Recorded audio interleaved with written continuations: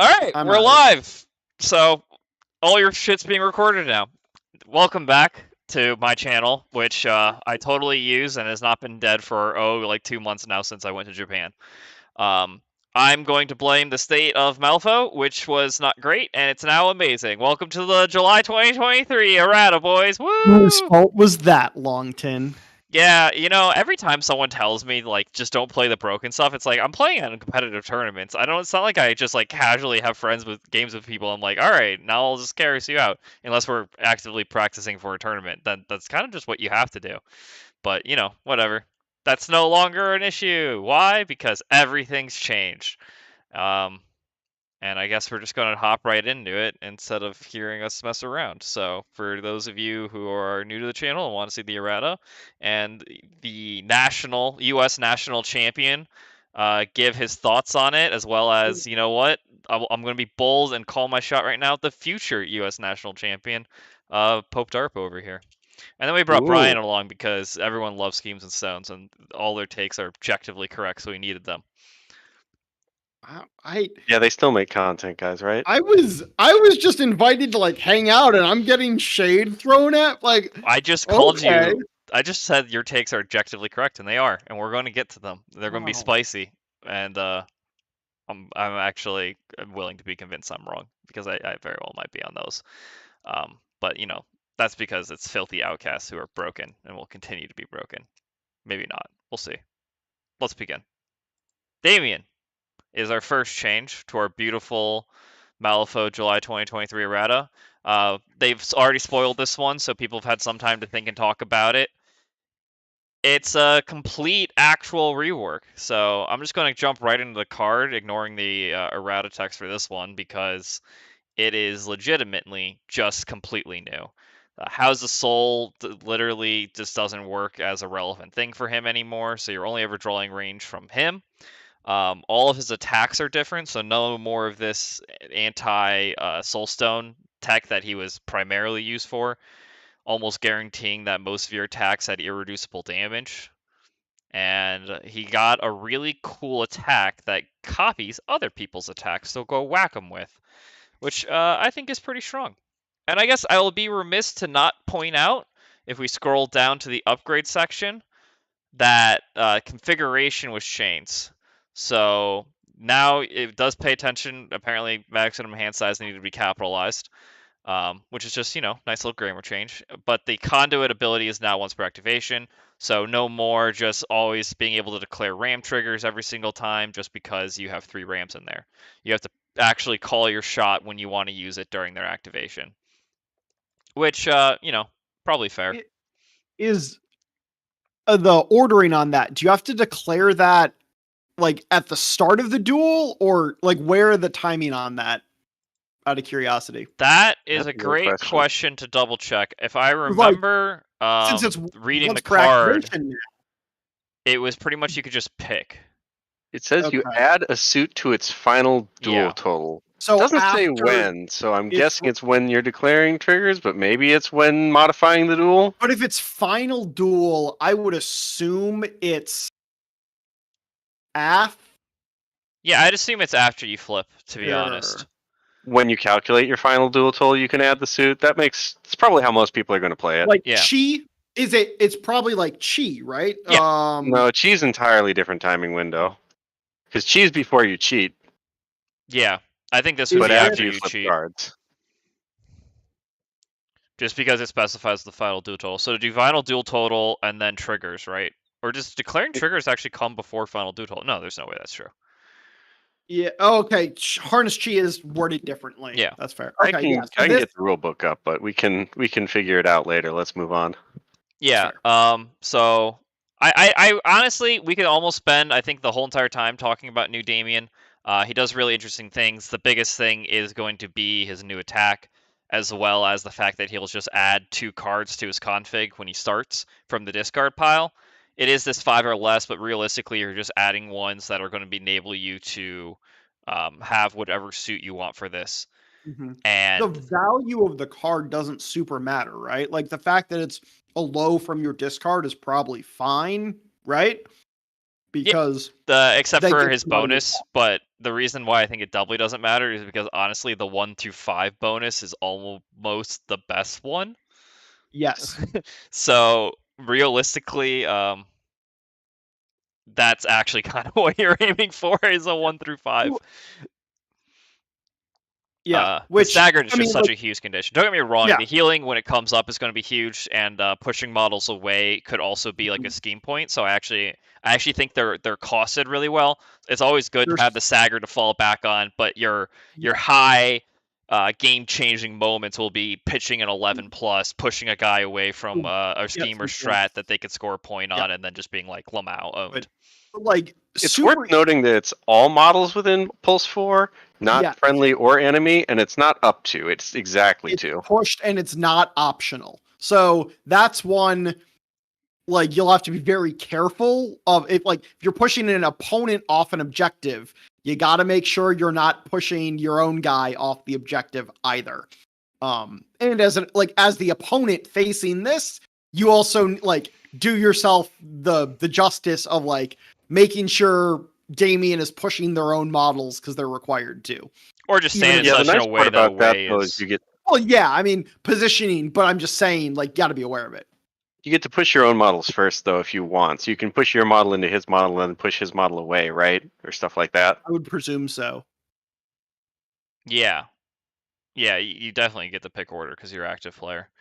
The other big thing I honestly think is, I mean, you got a nice little TN obey. That's just a 5. That's quite large. And then The the 5 fact, that you can double obey with. yeah. Yep. So that's actually like pretty cracked. um, Especially because you have pretty good models like Thorpe in your crew.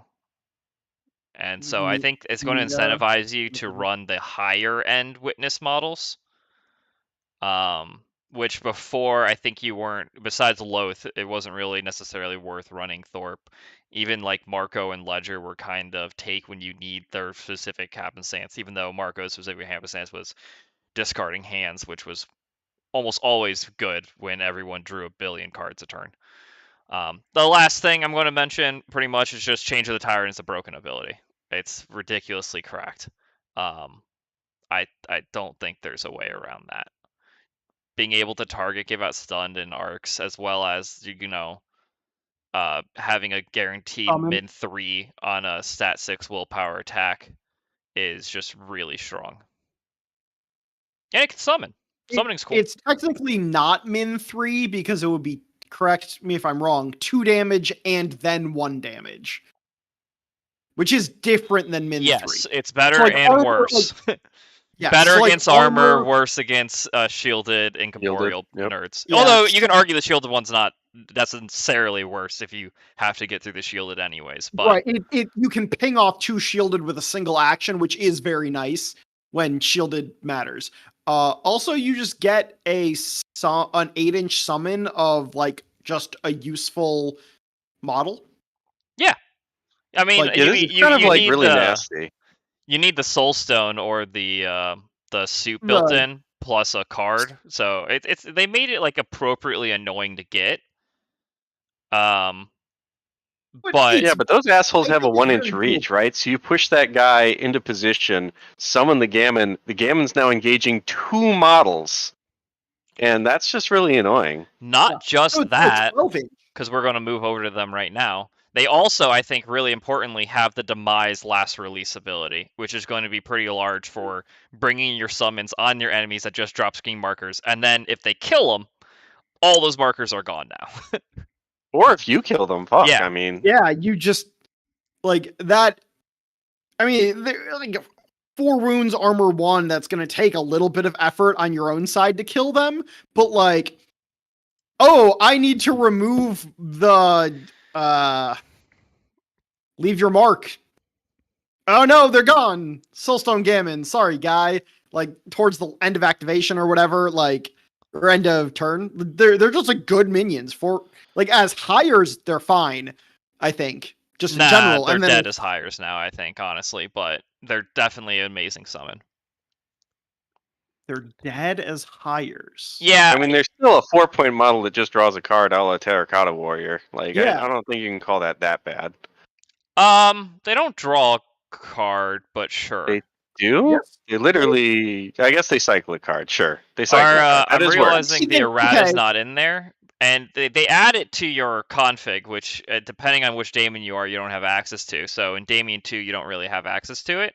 So Sure. you're actually just getting a suit. In Damien 1, yes, they're still fine, but the problem is Dabblers add 2 cards to your config. So for 1 more Soulstone, you can just have a Dabbler. Aren't Dabblers 2 stones more? Am I I thought Dabblers delusional? were fun. No, they're 1 stone more. You're right. Yeah, I'm sorry. Dabblers are 5. I played this. Yeah, you this probably section. take I don't Dabblers know, like instead. you still cycle, like I don't know, like you can add, like I don't know. Like, Your it argument is House activates the the Soul in config. Damien 1, but House the Soul's Yeah, not no. nearly as important when, For having multiple title. suits in there isn't relevant because you can only ever declare 1. So it's not Like, terrible to it just make sure it you have your helps- minimum it 3 in there. helps you enable that first one and keep that first one like active, right? 'Cause, like House of Soul and putting cards into your config means like, well, pick the suit you care about for the round or whatever. They're gonna help you do that. Yeah. I mean, you already get 2 House of the Souls just taking Lilith and your totem, which you'll always have, right? So That's you'll fair. usually be able to add the 3rd card on whoever's going. Yeah, so realistically, I don't feel like you're going to be hiring these guys I anymore. don't know. I still think Drain just giving out injured is pretty good. Drain Magic, just like, oops, here's Drain Magic. Pretty nice. My hot take is you're not going to be prioritizing crows anymore, so the likelihood of Drain Magic coming up is going to be much slimmer now as well. Because if you saw, and I'll go back to Damien right now, most of his good triggers now, at least on Unbound and even on Aspirant, are Rams. Rams. The crow for stun is nice, but you only really Aspirant need that also is Drain once. Magic. Just putting that out there. And then The on crow, Damien the crow 1, on Unbound is stunned. you which is really good. want masks. Yeah, for the exposed flaw. Yeah, Exposed Fall is kind of clutch. And even then, Yeah. Knight to ES is fine, and Draw Out Secrets is sometimes cracked. I'm just saying that, like, I think they very much still have play, and they're a cheap, fairly survivable model that is significant and can score you points if they're not like attacking things. Which, Yeah, but like the Dabblers are just so much better at everything you just described. Yep, especially because they have a bonus action move. Like, keep in mind, Brian, the Dabblers can just drop a scheme marker like 10 inches away for 1 AP with their Remake the Earth trigger, Okay. Yeah. which is so good. I'll be very honest. I don't know what Dabblers do. I've never seen them before. Gotcha. So, One of my locals hired it out of keyword into Hoffman, and at first I was like, "What the hell is this here for?" And then he like started dropping scheme markers across the board. I'm like, "Oh, that's really good." Yeah. I suppose this is like, because correct me if I'm wrong. Dabblers weren't hired pre-errata. Damien 1 correct? always hired Dabblers. It was just Okay, you didn't see them sorry. in Damien 2. Unbound. Yeah, Yes. Yeah, Unbound you didn't would take never before. see him because House of Soul was so clutch. Getting 2 triggers was just So now way too switching important. it- So I mean that's a success. Well, depending on how you look at errata, that's a success in my mind of the errata. You're seeing models that weren't seeing play see play, which is good. No, right? I completely agree. And then turning gamers more into, summoning fodder or, wanting specifically the demise ability isn't even the worst. Because as you said, they're not terrible, but they're just not going to be great anymore. And they're still going to be able to heal through Damien. So it's decently nice to have that range bonus action heal on Damien 2. So there's some logic for it. Dabblers are probably going to be the primary one now. Especially because Unbound no longer has free Arcane Reservoir, so you're going to be needing that Unbound to house your Arcane Reservoir, anyways. And I think with that, you guys might have saw, but the change in the website hasn't gone through yet. Soulstone Gaming, as I highlighted, they lost the Drain Magic the prioritized trigger, and they replaced with Drain Magic. So the other big reason you were hiring this in Damien 2 was because you actually did draw cards, and drawing cards was more important than filling up your config because you needed specifically high cards. And so this allowed you to get them back out of your config, especially like the 13 of Tomes that you would bring. What's her name? Miyaki? I can't remember her name. Mia. Yeah, the 10 Thunders witness model. But yeah, that was her big thing. We'll go touch on Loth a little bit because Loth got the appropriate mix. more touched than I thought he would be, but that's fine. What did you think was going to happen? Yeah. I feel like just losing the plus a damage strip, honestly, I thought was all he needed. that's pretty much all he got. Yeah. Did you think we shouldn't capitalize place? You're right. Sorry, I'm looking at this and I actually thought like something changed. No, nothing changed. Yeah. Yep. Nope. They correctly errated exactly what I thought they would, and all it needed to be changed. And look, the mechanical changes are you don't get plus flips to damage because what the shit. Like, No, I get it. It's like you got 4 bullet points, and it looks really scary, but then you read them. No, I knew living. Place. Correct. Look. Oh, yeah. Okay. It was the claim gemstones, but I think I already played that correctly. Different friendly. Yeah, I always played that correctly. I've never tried to choose the same model more than once. I didn't even realize someone tried to do that. That's kind of interesting. There's been a lot of questions like that lately. So Yeah, I think it's good that they're cleaning up their wording. Number of different friendly how could okay, well. I think they just didn't have different friendly witnesses there, but because you're picking a number of friendly witnesses, people argued, oh, you could pick the same one like 3 times. It's like, come on. All right, we're just going to move right on from my messing that one up. Loth, still an amazing model. You just will not see him immediately one shot your like 5 health, your 7 health enforcer in the backline just because he has infinite plus to damage flips. Yeah, you need focus for that now, like any regular crew. Yeah. Also, still worth noting, damage flips was the only thing they changed on that, I think. You can still do it for like soulstone prevention flips or all the other garbage things you used to be able to do with it. It's a non-damage flip, so that is literally everything else. Yeah, it's still really good. Like, yeah, you just can't really murder as efficiently anymore. You can still use it on. Wait, could you use this on Stitched together? I guess. Why not, right? Yeah. Is there word it just can't add a plus flip to it? Whatever. They don't have that clause anymore, my dude. Oh, right. Okay. Sorry. M2E brained apparently. All right, let's get on to the thing that we knew had to happen. Fodstrom completely changed because people listened to me and realized that pass tokens are really, really silly. And then they did a bunch of other things to him that I don't agree with, but that's fine. I think this model pissed off enough people. I think the change to isochronism is good. I think the change to isochronism. Let's just we'll get through that a little bit. Basically, what they did is now both players get a pass token instead of just yourself, which is now going to enable you to use your ability in a perfectly fine and not abusive way at all. If your opponent is silly it's enough, a buff to that ability because you get to use it more than once, one for theirs and one for yours. You can argue that, but then the counter argument is they massively nerfed it because it only is affected when used to actually pass an activation instead of just when a pass token's discarded. So no more. I feel like that had to have been a massive brain fart to not have it work that way to begin with. I don't disagree. Saying like, just from start of turn you got to use it. Yeah, that was dumb. Yeah. There's no way that's how it was intended to work. Y'all just broke the game. Longton. Look, there's nothing telling me that you don't just push 8 inches if you have 4 pass tokens at the end of the round. There was nothing. Now there is. Now there is. That needed a change. The ability got put to where it should be.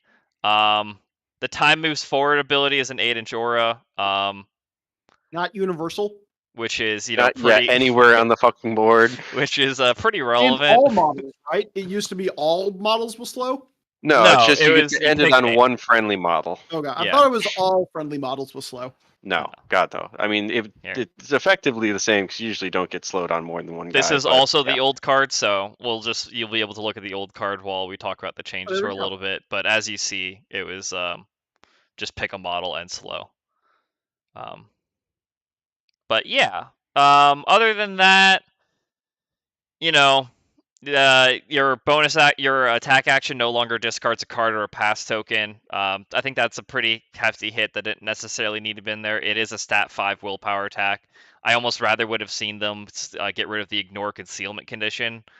But now I just feel like there's not like too much of a reason to use it, but you can attack through other models, so it's it wasn't the most Okay. relevant thing. I generally use it to assassinate people, so you never got the effect anyways if you killed someone with it. But now maybe you use it more for actually getting draw off secrets off. It's just that stat 5 has A always lot made of it a little. ground to be able to cover withdraw secrets. Yeah, you're still just suffering from the stat 5, but I mean, you just target friendlies.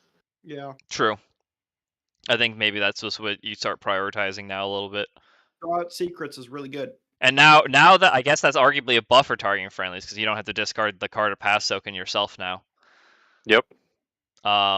So maybe we can just view it that way. I mean, honestly, if you view it that way, it's pretty actually decent Much for better it. for that. Yeah. So if we go back to a scheme heavy world, that Spycraft actually is going to get much better. Fingers crossed. They just simplifies the Uncanny Valley trigger with this, so you're not flip flopping, which is nice because it's going to be easier to just place in a base contact with J5. Is there no range on that? What do they mean? You just don't drop the markers anymore. Yeah, you didn't drop the markers, and you don't swap their positions. You just place the contact with J5. Yeah. Before you swap their positions. It was like Seamus's totem thing, where you Mhm. like decoy marker, blup, and then Yeah. flip. Much And they better got for that ability might actually be used now because before you basically never wanted to just pop J5 out of combat. Even if that might save Or his put life. Frodsome into Yeah, it. exactly. Now you can kind of argue moving him forward in some situations, but I doubt Well, we'll then be you give seeing each that other used. focus. I mean, it lets you jump to him to like heal your guys now, right? So I don't know. Seems Yeah, good to me. when you Well, flip okay. it, you'll actually think about it now instead of just ignoring that there's a trigger on this ability. Because that's pretty much what you did before. Okay, here's a question. You leap J5 next to Frodsham. Excuse Frodsham next to J5. Yeah. Then Yeah. Frodsham focuses, which gives focus to J5, Yeah. which then gives focus to Frodsham. Yes. Yes. Okay, just Yep. wondering. Yeah. I mean, that's pretty efficient. Yeah. So I guess since he pointed out, we'll get to the important part. They changed the ability on all the isynchronisms. So once per turn, you're no longer giving conditions; you can only get conditions. No longer once per turn. It's now once per activation. Right. Yeah. Sorry, my bad. That was the big It's buff. better. So I'm looking at the old card, and I don't know why I Yep. tried Yeah. reading it from the old card. The once per activation is a nice big buff. You're going to be able to get a lot of conditions on these models. I do think their primary purpose before was to give access to focus to models like Karis, who kind of really wanted it. Now I think their value in like the Hoffman version of those crews actually kind of went up. Sure, obviously pass tokens were broken, and you're really sad to see that go, but their place as models is still very relevant. And Harris especially, focus is like stacking focus on him is quite nice. Because Yeah, of that and J5. J5 I think got it the best. that's what I mean. Harris J5. That's what I mean. Ah, yeah, sorry. Is the like focus on him, like 235 4-inch 4-inch placement drop mint on blast is really, really good to just like deal damage to people. It's also really trivial to give these guys a bunch of shielded because Yeah. I mean, Mei you Fang, get you're the just gonna automatic see. movement from the gearlings. And it gives out shielded on its activation, which I guess a lot of shielded is in the start phase, but Still Yeah, really good. that is Also, important to note, just because I think some people will probably play that wrong. They're new to the game. once per activation has to actually be during an activation. So start phase stuff like Mei Feng hanging out shielding, models passively getting shielded are not going to matter for it. Oh yeah, good call. But yeah, I mean, even now, I think it's going to be used a little more aggressively with your opponents. Taking the folk connection in front of you. I mean, obvious downside is you're no longer giving them really stupid conditions like, oh, you play against a crew that loves handing out distracted and stunned Yoko, and you just give them all those conditions back to them and then end them on yourself, and That was really that dumb. that can't happen anymore. But I feel like this change probably benefits actually playing with J5 a bunch, and I think we'll see that happen. I am surprised. I don't think I ever knew that J5's things said place. Yeah, it's right there on the screen, huh? I never realized that the drop for the blast said place instead of drop. That's kind of Hmm, interesting. They just messed that up. I think I've always I don't treated know. it as a blast marker, and so did everyone else. I It feel Um, is like blast most of marker. the times when they say placing without the capital P, they really just mean when you're putting it somewhere on the table. Yeah. yeah. So hopefully that I doubt that mattered, but nice that it's very well clarified now. So that change is the same. And gearlings are our last big change. In Arcanist before we get to the fun buffs. So gearlings also are just like correctively nerfed. The downside is I think we might actually not see gearlings played anymore. That's gonna be my hot take. I think they're still good schemers, but we can go through it. Yeah. So unfortunately the card is also not in the app yet, which is that just because it's on the website? Is it in people's apps at the moment? It's not in the app either. Yeah. That So they're always just slow happens to with the app updating some of code them. that it like for sometimes it like some update, some don't, and it just takes time. So That's what the change log's for. All right, so we're just going to have to go through this with memory. The asynchronism we already talked about. The relevant one to me is going the passing time trigger got replaced with swift action. For those who didn't know, passing time was the trigger that gave them a pass token in respect for them taking 1 damage. You needed a 6 of mask or better. That was the main reason you took these models. Besides the unwind action, giving them just a 3rd AP. So hear me out. This is actually like super hot for using these guys as like scheme runners. You get Yeah. to effectively move 10 inches for 1 AP yes, on something that already was like a 3 AP schemer. Yes. That's really fast. it's quite good. You need the 6 of mask, and Arcs has never been great at drawing specific cards. Sure.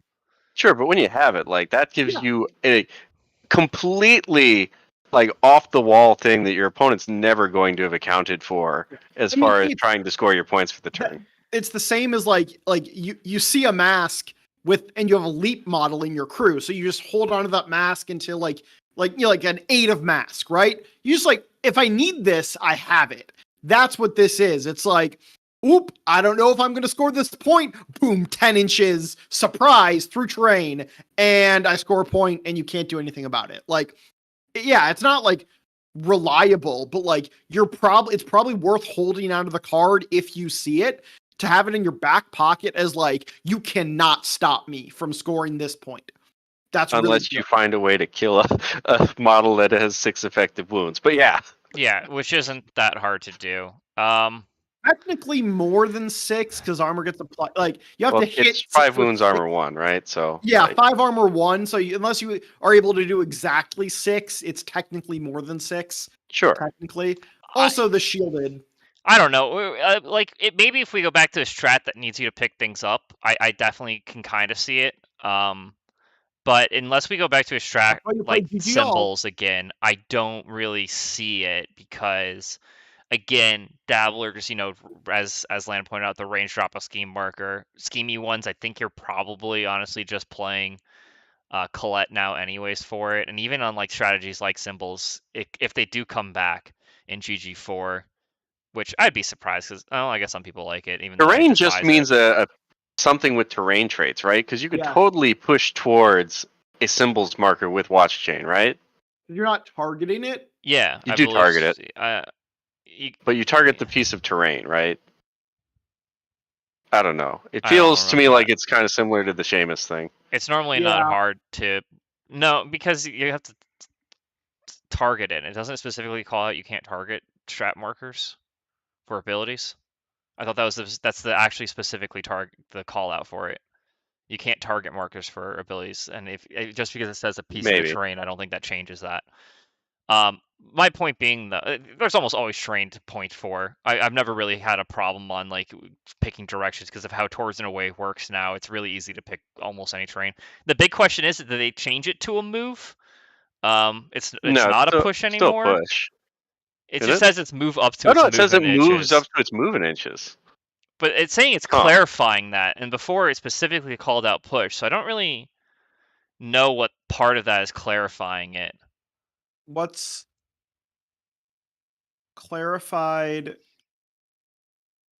that Gilly moves up to its up? Yeah, because so before it was a push. So now instead of like it you was a get to push that like, ignored terrain and models, but so it was yeah, basically. so now you can move it 5 inches. I mean, you ignore terrain and models. It didn't matter, but are they So changing it, I or but they're saying clarifying is the only reason I really wanted to see this exact card. Yeah, that model. makes sense because I mean, wait. I don't know Because that it's before so it was much of just a explicitly clarification call it as out as a changing push. the exact rule. And the difference between a push and a move isn't like huge between a What's model that movement? ignores models and Push. terrains, but you can choose not to ignore the terrain, and then you'd rather have it be a push in those areas. Well, Because I it's did weird. that when I would like go over pyro I'm markers. I'm looking in the Dropbox at the errata card. Push. It says push this model up to its move in inches towards the target, but they're saying they clarified it that the Gearling moves up to it. They changed it to in inches. I guess that's the in inches part is the clarifying in part. inches. Oh, Okay. I don't movement. Cool. Maybe sure. that's sure. Yeah. Okay. But just in case people wanted to say their movement was in centimeters or feet, I guess I'm not sure. But I'll never begrudge clarification for clarification's sake. So I'll take it. So is that okay? Let's move on then. Yeah. All right. On to the more fun stuff. Slate Rooms Maulers. Landon? Wait, okay, I'm sorry. I'm fixating on this. on any of the other abilities where it's like move up to its movement, they don't specify inches. Like bulldoze, push this model up to its move in any direction. Like why? Let's not fixate on it. Yeah, don't worry about it. They made a decision. I'll take the more clarified decision versus least every time. So, Slate Ridge Maulers, boys, here we go. Burst! Bear Force 1. Yeah. Bear Force 1 is a real thing. Is Bear Force 1 back? Bear Force 1 is back, baby. We got Warning Growl. We got 9 wounds. We got Chimera Strike. So we can be min 3 when we're not dead. I don't know. This is exciting and cool. It's a 9 wound model that gets armor 1 for an upgrade for 8 points. Like, this is a tanky boy. Laugh off. Really good. Yeah. Just in general. And fun fact, you can slam Soulstone Cash on this bad boy, can't you? No. Yeah, you can. Because no, sorry, not what? Why not? You wouldn't. But like, who's gonna run Soulstone Cash, right? Like, it's such a bad upgrade. No one. Oh, right. Yeah. I mean, you're not running 2 stones to maybe get 2 stones back. Like, that'd be crazy. But also, you can't because you're gonna have 2 on Cerberus. Oh wait. No, you're not. Yep. All right. I mean, legitimately though, Soulstone Cash seems like really cracked on these guys, and they're not gonna die. Warning Growl is an obscene ability. I'm marking it. I think you might see this hired just in a lot of Ark's crew for Warning Growl. No. Longton, you're not going to see this hired in a lot of Ark's crews for Warning Growl. You're going to see Miranda hired in a ton of Ark's crews for Warning Growl. Okay, that's a very fair point. Very fair point. Oh, that is such she gets to take the upgrade for free.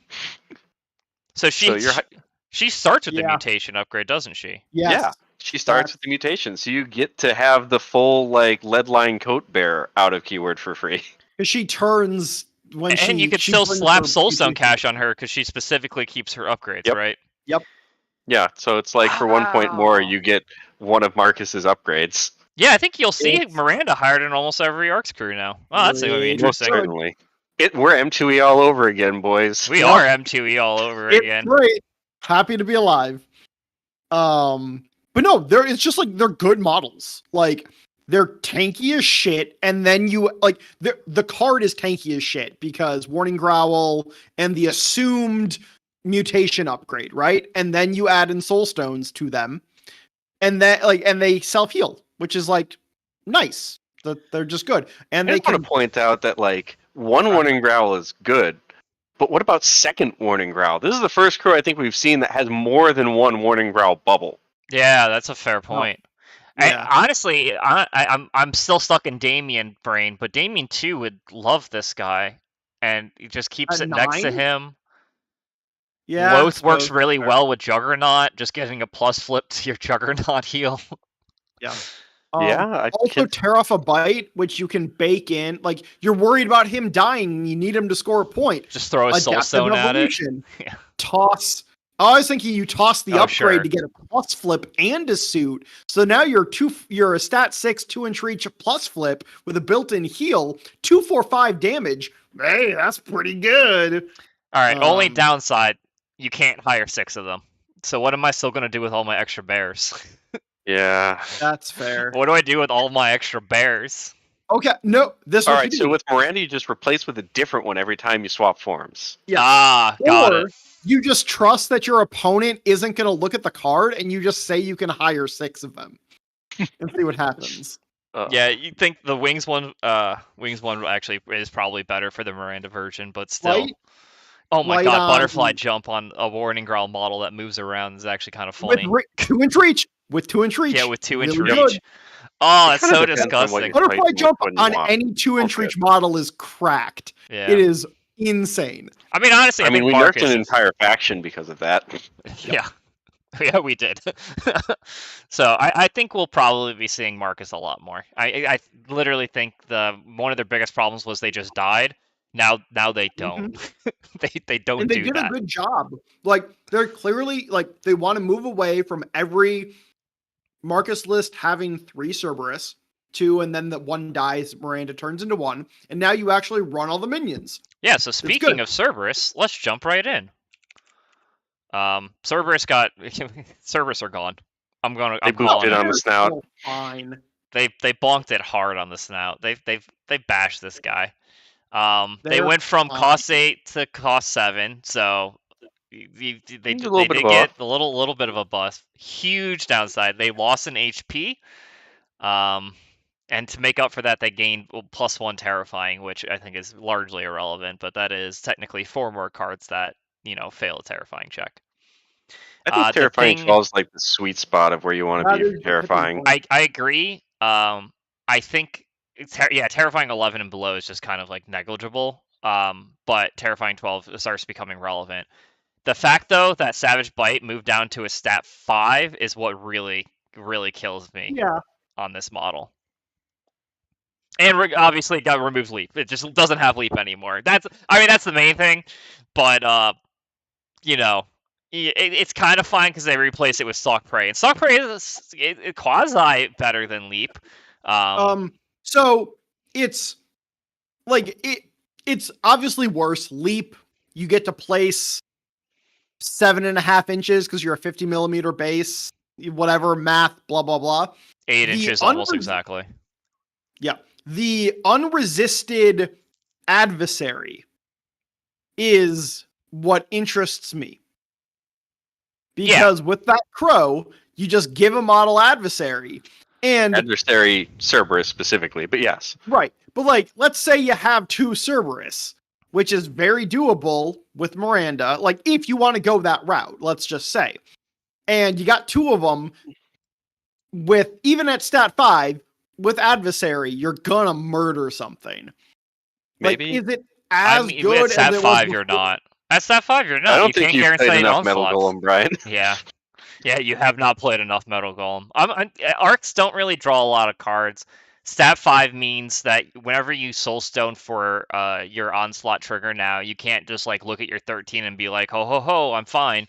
You actually have to be like targeting something that's actually stat 5 defense now. Yeah, no, but I think that's part of the change is like now you can't just use these as I'm gonna go murder that master. Haha, it's dead. Like now it's a flanker. It's more of a flanker to like destroy similar and lower costed flankers.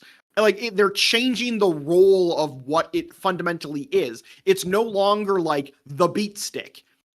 Yeah. That's what they're, and like it's still a 3-4-5, and against any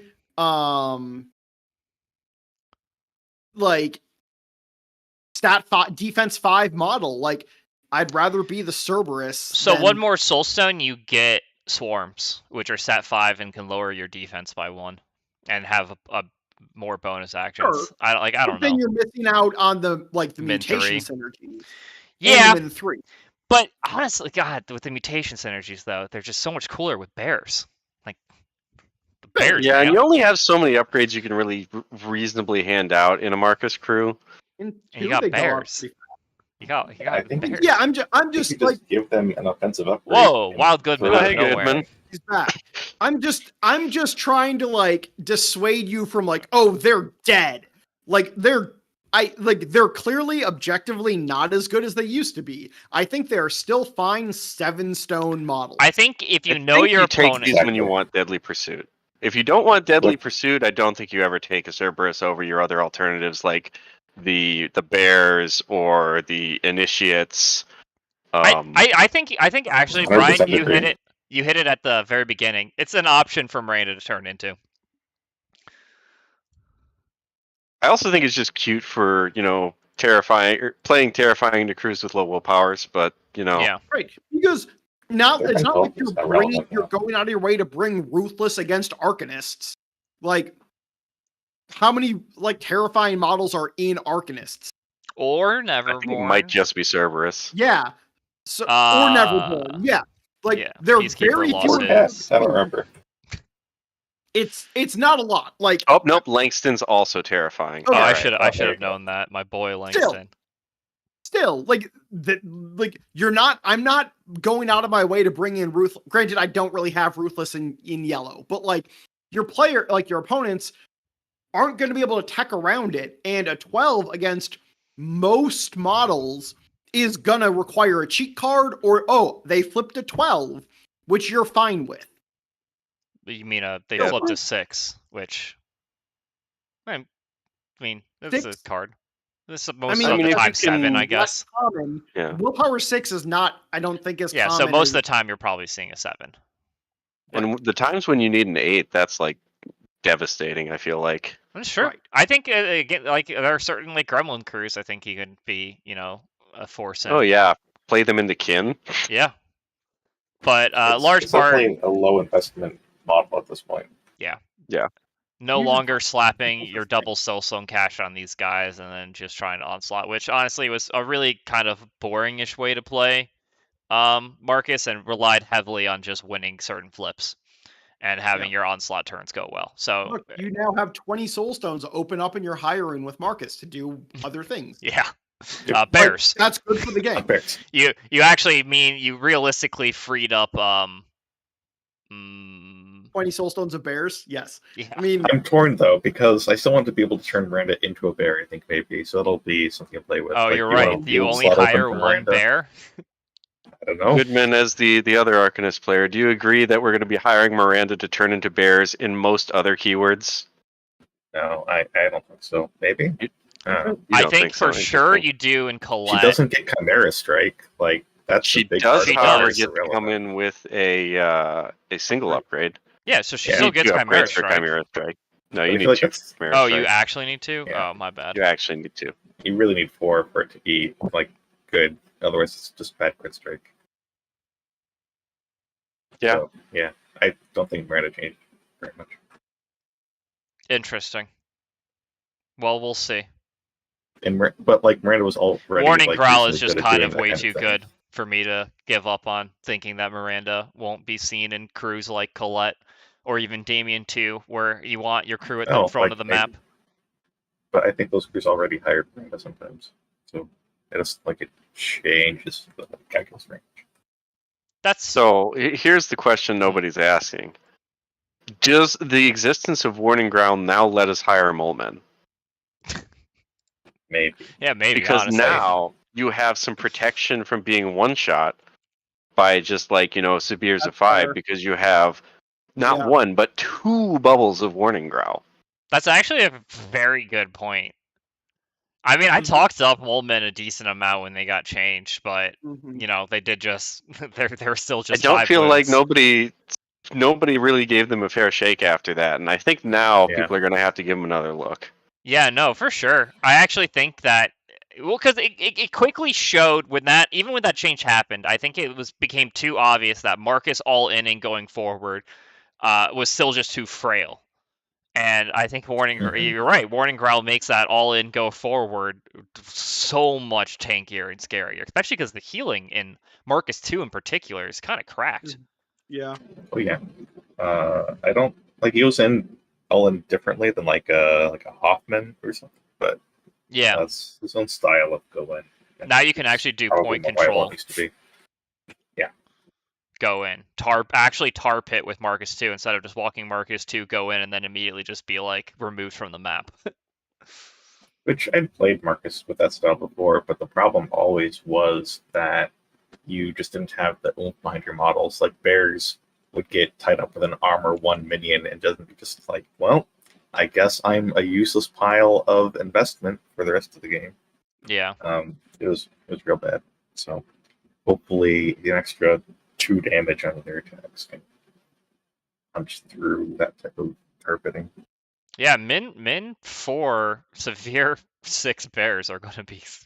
I can't wait. I really can't wait. Bears are going to be fun. Yeah. And we'll get to it later, but you'll probably be seeing me playing with bears in this upcoming Vassal tournament. That's back. But that's a different. I think you will be, but what, you don't think I'll Neverborn Marcus?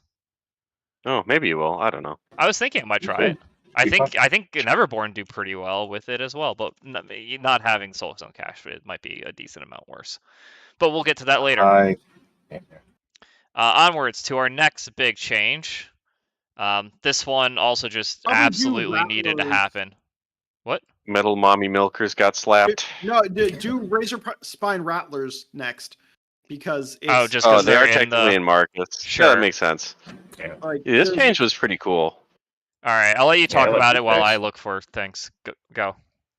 Cool. Let me pull up the card real quick. I don't know what they changed. All right, so they made it way easier to kill these guys. That's going to be my first and only complaint. Dropping them to 6 wounds, because 6 wounds is like the second sweet spot of being a really easily killed model. Like at 5 wounds, most things in the game kill you on 1 severe. But at 6, there's still a decent chunk of things that do. Even if you do get out of range of some of it. But anyways, I digress. These guys got constriction that actually works. Just says that you can't move away from these guys unless you disengage. As long as you're in base contact with it. It is the only way to stop... Well, not the only way. One of the very few ways to stop diving charge. It also stops leaps and anything else that just moves a model. And holy shit, that's a cool ability. And it's thematic for a snake to just coil around you and say, you can't leave, fight me or die. But the problem is you can fight these guys, and they sometimes die. Yeah, they sometimes die. If your opponent's heavy beater has to spend an activation or even 1 AP killing them instead of your important model, that's probably. But I think these guys are actually super house in Marcus 1 crew, where one of the strengths of Marcus 1, even when the game released, is that you had a bunch of cards, and these guys for defenses, they're defense 6, willpower 6, movement 6. So you have a decent chance of being on equal or better stat than your opponent when it comes to cheating. Wait, when do they get moved to willpower 5 then? They were never willpower 6. Always happen. They were always whip 5. Oh, I thought you said 666. Okay, never mind. No, they're 656. Yeah. So you have a decent chance of being on even or better stats with your cheats on a reasonably powerful control hand, in Marcus 1. So yeah, I like them for that, especially if they're coiling around these, what do you call it, the defense 5 models. Mm-hmm. And there's a lot of models where we complain that you can't scheme, but then they have leaps, so they get out of engagement, right? But if you have to take the disengage action, I don't care if you have leap or whatever. If you don't have don't mind me, just starting the turn engaged with one of these rattlers means that model scores no points. Yeah, and I think that's where they shine, is just walking down and flanking these little leaky models that have been classic go-tos for Steven for a while now. Yeah, Also, they- 3 AP, you get the onward bonus action. That's pretty nice. I don't think that's new, but that's just... Ambush. It is new. They used to have ambush, and I feel like that's a slight nerf, but it's still okay. Like you get more movement obviously with onwards than you did with ambush, but now it costs you a flip, and sometimes you don't hit it. Whereas ambush, you could always rely on getting. Yeah. Yeah. Also, they got coil around prey, which is just kind of cool. nice. It's not like the most relevant, but sometimes you become a you get that extra 3 inches you need in order to get onto the guy in order to tie him up. I think it's probably the most relevant time you're using that ability. But yeah, sometimes you just get lucky and get sudden strike. Yep. Also, Well, you say you sometimes get lucky, but if you want to toss your adaptive evolution for it, like you can always get Yeah, it. I never realized they didn't Right, have yeah. adaptive evolution. Were they like the only Chimera without it? There were a few. There's still a few. Interesting. Also, they gain delay on their melee. Again, like stat 5, like it's not like it's going to be crazy reliable, but against a defense 5 mid-range schemer, delay's just the perfect kind of Yeah. AP trigger for this kind of model. Exactly. Like it's great. And comboing slow with feudal struggle, like that shuts down models really nicely. He's also, as someone Even if you pointed have out, Mind at that point. he is Lord Cooper's nightmare. Oh yeah, you just engage Lord Cooper and he cannot do anything. That's pretty funny. Now they're really interesting models. I'm gonna move on now to our big Dami Mommy, the Iron Matron. She got objectively correctly changed. It was I don't honestly know if her changes feel correct to me, but she maybe definitely needed an maybe they adjustment. overhit a little bit, but Cruel Disappointed needed to change. And I believe that Pass Through also probably needed to change. The rest of it, I don't necessarily know exactly how I feel about it. They made her worse. She's still like a very hireable model, like a very playable model. So we're only seeing the old version. I think on it, to me, one of the most relevant changes was Last Matriarch can only target other friendly, so she lost her 3rd AP move. Mm-hmm. Which it's was not also in the her changes. 3rd AP attack. Thanks for pointing that out. But and 4th AP. She did pick up Unimpeded, which we knew about because I could have the Dropbox cards open, but I do not have those. Yes. I should probably get those just to make this. The Unimpeded arguably makes the alpha with her easier because now you just kind of like say "fuck you" to the summon train instead of having to go around with your. You lose a whole 3rd AP. 4th AP, 3rd and 4th, but yes. Yeah. I'm just like, yes, it's clearly worse, but Unimpeded is still really nice. Also, then it allows your like tosses to throw you. Well, toss already ignores train, doesn't it? No, it does not. Oh, it doesn't? It does not. Okay, well then now you can toss her through a forest, right? And she's unaffected. Yeah. There's just that's pretty nice. I don't know. There's pretty comparable options on who you can alpha with now. Losing Cruel Disappointment really makes it so that she's just dies. Good. I feel like, to me, that for 10 stones, a 2 AP model with a great sword is not necessarily where you want to be at. She's still reasonably tanky, right? Like, she's still got a good amount of beef to chew through at armor 1, 9 wounds, and stones with hard to wound. Mm-hmm. So, like, that part's good. I can appreciate that much, but as far as what she actually does with her AP now for, all of that, I don't know. I don't know. It feels to me like she doesn't really have. I think she should have gained some sort of trigger to, compensate for pass through, or I guess something. I'm brainwashed because like I'm just used to 10 stone henchmen only getting 2 AP. So like Yeah, but like Eric does, like, I don't know. I just think I think Eric has relevant triggers. I think the other friendly just should have been on sudden aggression. Like, even if she can't take like the additional attack because that was too good, she still should have been able to move the 3 inches. I think not being able to target herself for move 3 inches is huge. Basically, I think they were also saying like we absolutely do not want her to be able to leave engagement and scheme because she kind of did that before and that was super obnoxious.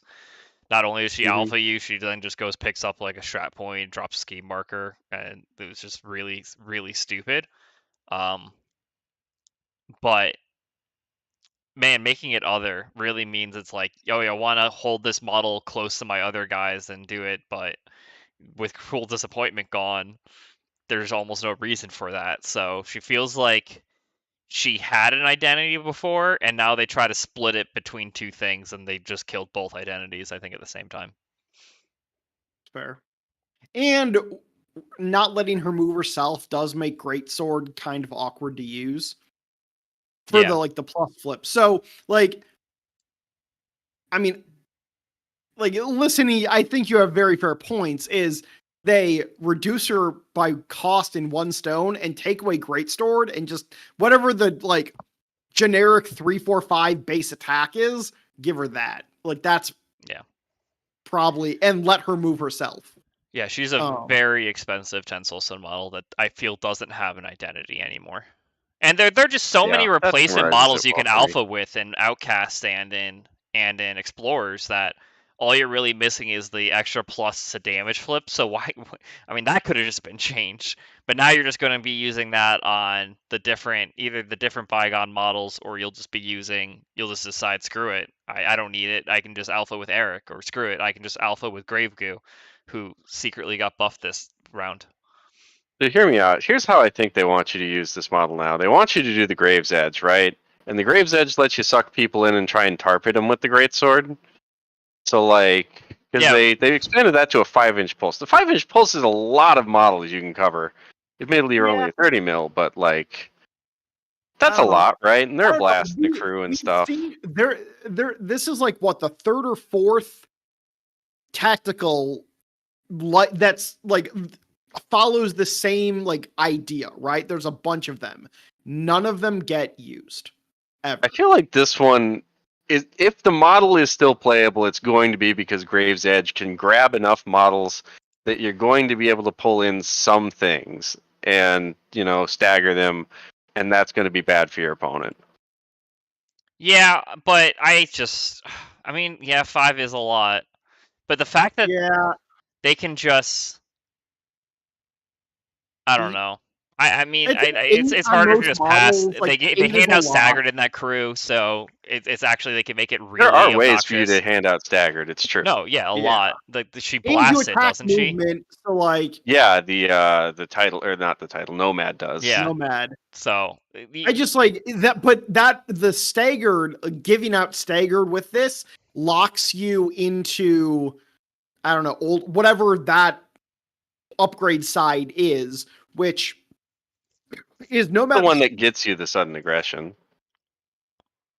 True, yeah. I don't know. But this crew's hard. I'm not going to pretend to know everything about it. Is Nomad the one that lets you flip it on every activation? Turn? Yeah. Okay. So in Nomad, since you can flip when it, like, you get some latitude there, more viable. Probably. Well, I think the more relevant part is she also blasts out the staggered. Maybe. The reason I don't value the out of movement activation Bygone has, because I'm not worried about moving the Iron Matron out of activation next to somebody. I'm worried about, as we said, not taking the walk action or the charge action for the Greatsword. Yeah, and I think that's their idea with Grave Edge, is that you have to pull them in and then hit something with the Greatsword. Yeah. So, and now unless you're playing with something like Nomad who's staggering, you're not doing great things. And even then, are you? I don't know. It's going to be an interesting spot. I think Bygone's fine. I just think Iron Matron's just not going to be worth hiring. and you're just going to be putting the plus flip from Parsons onto other more relevant models in the crew. I mean, like, what are you hiring though for your like rock piece other than Iron Matron though? If Yeah. she's not worth playing, I feel like maybe you just rely on the out of action invasion for. I want to say like ancient constructs might just come up more in value now.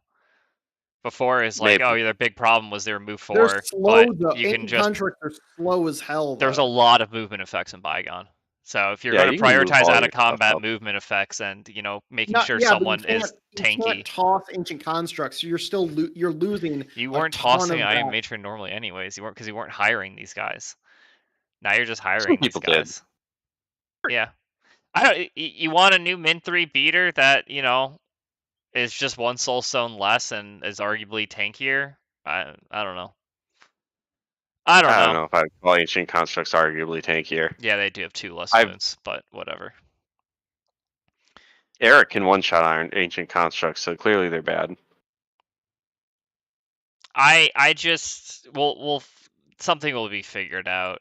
I think No, you there aren't a terrible lot of oh right, that's how I'm doing it now.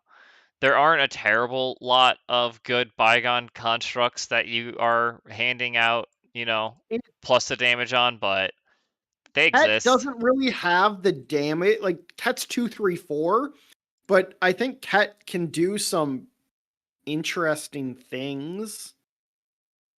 It's much cheaper. Yeah, I mean, you could just focus on whirlwinding if you know they're like Also, if you know just your opponents look are going to be. You can push. dope as shit. Just Yeah. saying. But I Tet think that's looks what I'm saying, like with the Owen chains, right? Like you don't necessarily need to get everything that you hit with that 5-inch pulse, but if you can bring them together and then start doing shit like this whirlwind attack stuff, like That's fair. that could be good. Yeah, I don't think she's completely dead. She's not going to be used for the alpha, which means that you just have to play a more like point control list with her. That's probably fine. I agree. Probably close to the vision of what they wanted the crew to do, anyways, rather than just I throw Iron Matron at you and you're dead. I don't know. And I can't imagine that they made the cards, especially with off the path, all the card draw they had, plus the damage flip, and didn't focus and fast on, being able to be so God, easily now you're handed out. sounding like me. I can't believe they God. didn't imagine that someone would alpha strike with that. God, now you are sounding like me. Like, oh, Koji got entered. This is clearly what they intended with all the card draw. I mean, like, yeah, like this is like the YOLO matron is clearly what they intended, and then it's like, oh, maybe we shouldn't have done that. Like, that's Yeah, no, I mean I see your point. I feel like Honestly, someone had to have I tested it actually before I agree opened. with kind of what you just give the plus of damage. I think I was thinking like Tiri Architect, you just give her the plus of damage, and you actually do like the whole attack through markers thing, and actually just start messing people up because I mean her attack is pretty good, and she can arc it, so you can get a lot of value off of a plus of damage on the Tiri too. I mean, Nomad's attack's pretty good too.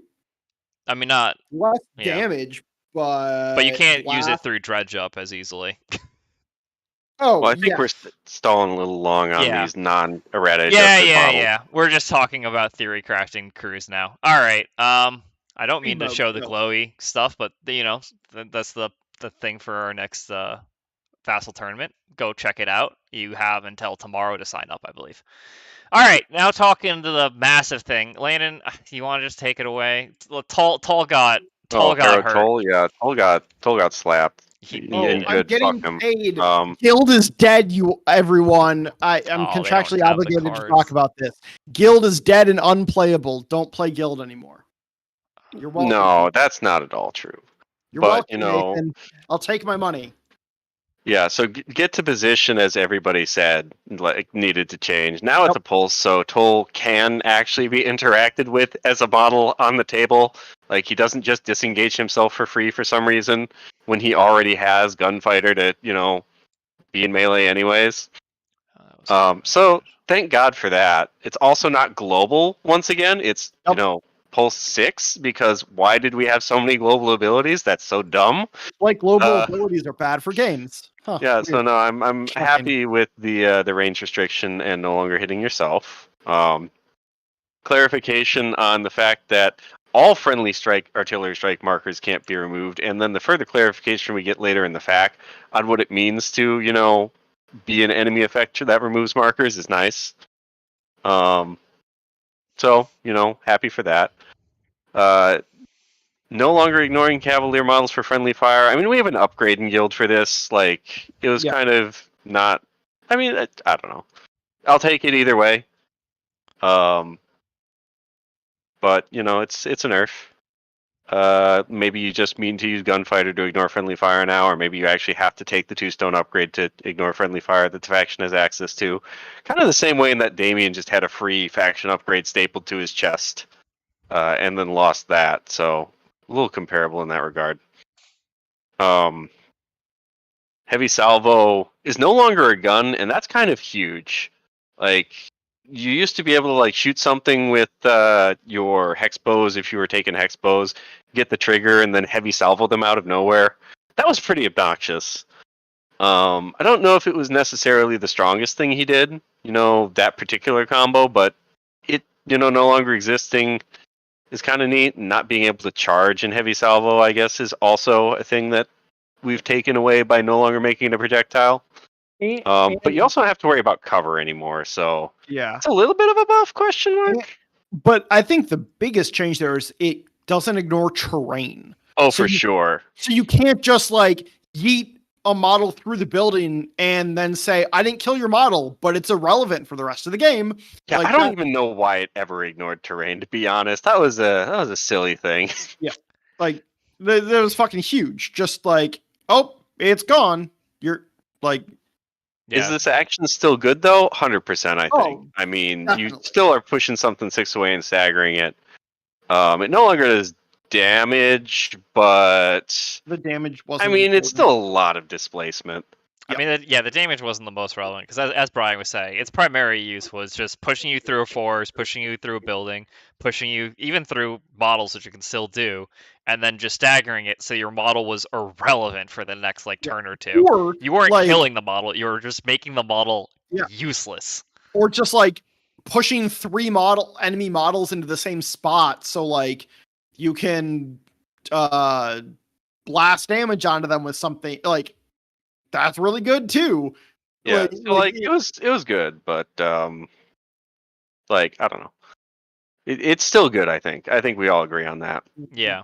And then in my opinion, we just talked about 3 important changes to this thing. In my opinion, this last one is the most important change. I think, that is artillery strike no longer has triggers to just remove markers 18 inches away, ignoring line of sight in an AoE. That just got erased from the card, and that was by far the most annoying and terrible part about this card, because it was a trigger you could guarantee with all of your resupplies that just said, oh, would you like to try and scheme in this game? I'm sorry, you cannot. So long as I have an activated tool. So that trigger went away. You no longer have the built-in trigger to have the totems take an action, although you still have that trigger. So you have to go fish for that card instead if you're going to, look for a card for something for your artillery strike action. And it still drops you your assault marker. That's good by itself. So yeah, I think obviously they slapped Toll fairly hard, but I think he's still in a fine spot. You can still play this model. They didn't give him anything back like they gave everyone else, though, which is maybe a little insulting, but he was good. Yeah, honestly, I think he was too good. I mean, part of the problem is I think they were worried about giving him something back and him still being too good, because as we look at it, the whole rest of the crew got hit, because it was pretty obvious that Tull came out as the clear victory of most broken, I believe, for last this might have been the one time that we really agreed with the UK and that something was ridiculously broken, because I think the UK really disliked Tull. Yeah. I think it was hard to say Tull wasn't the most broken. Don't get me wrong, Iron Matron, you could slot in any Explorer's crew and just make that Explorer's crew disgusting. Same with Fraudstrom, but Tull's whole crew was every model was like that. Yeah. The title is completely unchanged, but a lot of the models in his keyword also got changed. So Yeah. Kingswall is the next in our list. This is probably not that significant of a change if you ask me. I mean, it's still a very significant change in that you no longer have your demise and you no longer have the neg flip aura within 2. But I don't know. I feel like it honestly opens up almost a little bit more lines of play for Toll, in that before you're kind of really incentivized to just bubble around this thing. I don't necessarily know if that was always correct to do, but it's what, the crew told you to do. But like the rest of his card, other than the neg flick bubble and the demise ability to replace with the dude, because I don't even know why he needed that, to be honest. But That you're still neg a flip bubble 9. was so obnoxious, though. That Yeah. Yeah, is just way too broken. So tanky. So tanky. I mean, the I feel fact like that it the just neg works flip with bubble was. concealment. Ugh. I feel like the most obnoxious part about the neg flick bubble was that you also had Watson, and we'll get to Watson. Yeah, so that's Kingswall. That's an easy change. We can just move straight to Watson. I think you'll still hire Kingswall, but I think you're also perfectly content to not hire Kingswall when you don't want him. Yeah, I think honestly, Confidence Stance leads for some potentially funny hires when you want to obey opponents' models in guild to charge. But I mean, it's just a funny thing. I mean, it's not also really a just good 2 thing. damage. 2 damage is pretty good. Yeah. So yeah, if you know you're going against something like Von Shiel, not the worst thing in the world to just hire. Or just like Nekoma, who's going to Furious charge you 3 times and has to take damage every time she does it. Yeah, so Yep. there's definitely a few scenarios where it's now like a better counter pick and not Von just Shiel's objectively never going to good. be charging this crew because you can't do enough damage because it's defense 7. Well, you put it around the Moving things, on. but yeah. All right, John Watson. Well, we have Louis Sufuzi Sure, first. I get Don't to get go ahead out of in a us here. weird order, I guess. He is just going down the to errata list. Yeah, I here. know. God tier. I'm using the Dropbox cards now, and they're not in the So order. we got move 7. Move 7's a buff. Like, we like that, right? Our defense went down from 6 to 5. We don't like that. That's but probably reasonable, to be honest. There are a lot of high stats in a total crew that makes it hard to figure out what to hit. But this model was seeing out of keyword play everywhere in guild because of what it did. So making it a little easier to kill when it already is an armor one. Soulstone using hench is probably okay. All terrain got replaced with trample. Like, trample's kind of a weird ability since it just lets you ignore models. Before, we kind of ignored like everything, and all terrain was a really weird thing for a tractor to be. But like, I don't know. So you no longer just get to drive your tractor up 90-degree angles on top of buildings. That's just not what a tractor does anymore. It just lets you kind of plow over all the gremlins while you're driving. Their tractors do that. I live in Iowa. I know this. All right. Yeah. So yeah, I think losing all terrain hurts a lot, especially since guild doesn't have all that many things that ignore terrain to begin with. So it was really nice to have one, but I'll accept the concession of move 7 for this. Especially since that helps out our bonus action. But yeah, then Soulstone Flare, the stat, we can get that off more reliably. It's now requiring a 4 instead of a 5. Big whoop. But a buff's a buff. And then the action we actually care about needs a 6 now instead of a 4.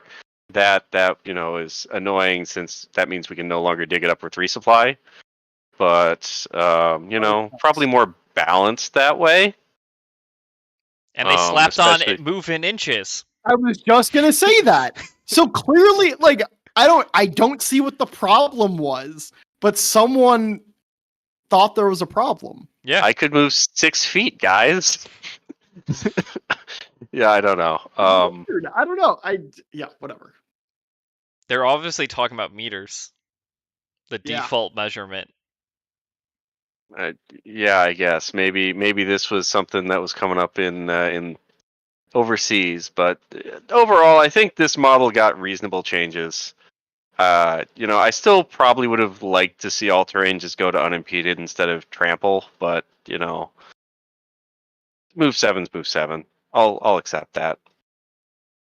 Yeah, and that's I mean, an extra 2 inches a turn is pretty huge. But that's what I'm saying. Like, they definitely adjusted this correctly, but they gave it a little bit back as they bonked it, right? They didn't give Toll or King Kingswool. I guess they gave Kingswool confidence stance back, but Toll got nothing back. Yeah, He just got bopped. deserved. All right, so then we go down to Watson. Watson, Brutal. if all the other, guys got slapped with a newspaper, Watson just got the pistols to the kneecaps here. 7 to 9, like that, 2 stones. Sure, we got not even 2 points of health, 1 point of health back for the bump to 9. Lost hard to kill, which was huge for being a healing model. And then, we got nerfed on our emergency threat. Fine, whatever. Needs a 4. That's not going to matter too much with resupply. The 3 to a 4. And then take 2 of these can be only used on other Cavaliers instead of, Watson just being a complete drug fiend and taking all of his own pills, getting so high that he has to call himself in the morning to ask himself, what the hell did I just give myself? All good doctors use their own drugs. House taught me that. Yeah. I mean, he's Sherlock Holmes supplier, right? Yeah. I don't even know. I feel like I had personally an identity in my head for John Watson as far as him being like this healer support type model that just randomly had medical tools and killed things way too efficiently for what he was supposed to do. And then, this errata just tells me like, no, we wanted John Watson to be like a murder fiend, and we just like took out his ability to be kind of tanky while doing it and made him slightly worse at, keeping your guys alive and healing. And that just confuses the hell out of me. But are you saying doctors aren't supposed to be frontline murder machines? I'm pretty sure like the Red Cross explicitly allows everyone, with the big Red Cross on their arm to like carry weapons in war. Like that's in the Geneva Code, I'm pretty sure. Oh, and I mean that's why their medical tools are better at sawing through like steel beams than like the arc welders or stuff that people use. Yes. Makes sense. I'm gonna make a quick call out to the FAQ spoiler, because some people decided that any 2 of the following means you could sometimes pick 2 of the same. They did clarify that too. You cannot just decide to draw 2 cards. So that makes sense. I don't really know anyone who played it that way, but it definitely was a little confusing. So it's nice to have that clarified. Yeah, I do greatly appreciate that. But yeah, choose 2 from the list of 3 does not mean choose the same box twice. I think that's Watson, also an important adjustment if you were playing it that way. I think Watson was hit pretty hard with that +2 cost, honestly. Yeah, I think the only time you take this guy now is if you want his like adamantine medical tools to chop through, whatever armor hard to kill nonsense you need to fight. I think he's pretty awful otherwise. I think if they had simply changed his cost, or excuse me, everything else but the cost, he's probably fine. No, I mean, I'll just die on a hill because I had my own personal vision for what they needed to do to change this guy, and that was just you needed to remove medical tools and give him something that was a different attack. And then I think his whole kit was fine. He's not this amazing murder machine that also happens to be a great support model. That's just supporting himself with his drug-fueled rampage. But I guess they really liked that aspect of him. So I mean, it's lore accurate, right? You gotta say lore accurate. Watson was a goddamn soldier. He was a hero. He was a doctor, though. Yeah, well, doctors are literally not allowed to carry weapons. I don't think that was true in World War II. It explicitly wasn't true, actually, and that's not. I mean, there's a difference. That's actually not even true during most wars. I think. I don't think that's true currently. I need someone to correct me on that, but I know in MASH they give guns to the surgeons. They're marked as medics, so if they have the Red Cross, which he has, which is like you're not actually allowed to do. That's the whole thing. Anyway, like I'm almost positive, like a labeled medic with Red Cross on them was not allowed to have weapons because they're not allowed to be killed. They're not under the rules of war, which were established like. No. The reason I can tell you no on that is one, I'm going to use television to prove this. I hate doing that, but MASH, they definitely gave guns in the Korean War to surgeons. You saw that in MASH, and then also, what's the story of? I know for a fact in World War II because it's literally the story of the guy who's the pacifist who wanted to be a medic in World War II to help people was forced to also carry a gun, and that Is was Red like that was Cross like that was the literally same thing that though? was the court case. I Yeah, think there's probably a difference between like Red Cross and medics, right? I don't know. I'm shooting from well, the hip Red here. Cross is an organization. The Red Cross Right. symbol's a hospital or medics, and it's put up there so that they're not targeted, but sometimes it actually gets them Okay, so targeted. this went into effect in 1949. Okay, I there don't. it is. I But that would I would still almost be want you to counted paste along. it. Whatever. Yeah, That's fine. We'll put it in the show notes. we'll put it in the show notes. Someone in the comments says combat medics can carry personal weapons. Thanks, Santa Claus. And So sergeants. so sergeants. Let's So just move this was over. one of those That's Perdidos, erratas spoilers. like terracotta warriors where I wanted to bitch about it because it made them not do what I was taking them for before when they nerfed the gun on the sergeant. But honestly, the change to backup is so nice that I can't really rightly complain about sergeants and say it was a nerf as much as I want to. So starting with the first ability, backup. Now, whenever an enemy model resolves an attack that damaged a friendly model within Aura 6, which, by the way, includes the Sergeant himself, this model may discard a card or gain staggered, meaning, you do whichever, but normally you'll just gain staggered to be able to do it once per turn no matter what. Huh. To take an action targeting the enemy model ignoring friendly fire. Other caveats I want to note. This is not a once per activation ability. Some guy hits your Sergeant, does damage, you say, nice. Now it's my turn. Like you're doing your best Tony Ironsides impression here with your 2-4-5 balanced sword. So like, and he didn't lose any wounds when he went down from cost 7 to cost 6 like most things do. So you still got 7 wounds on this guy. So if you're going to be hitting Sergeant, you got to make sure you're hitting him hard enough that he dies, or he's taking at least one shot back. And remember, guild mages exist, so discarding cards means healing. So he gets hit, discards a card, heals, punches you. Yep, and Guild Mage changes make that a bit better. We'll talk about that when we get to Guild Mage. But yeah, like I really like how that kind of gives him this defined weird tank role, despite the fact that he's supposed to be a cheap minion.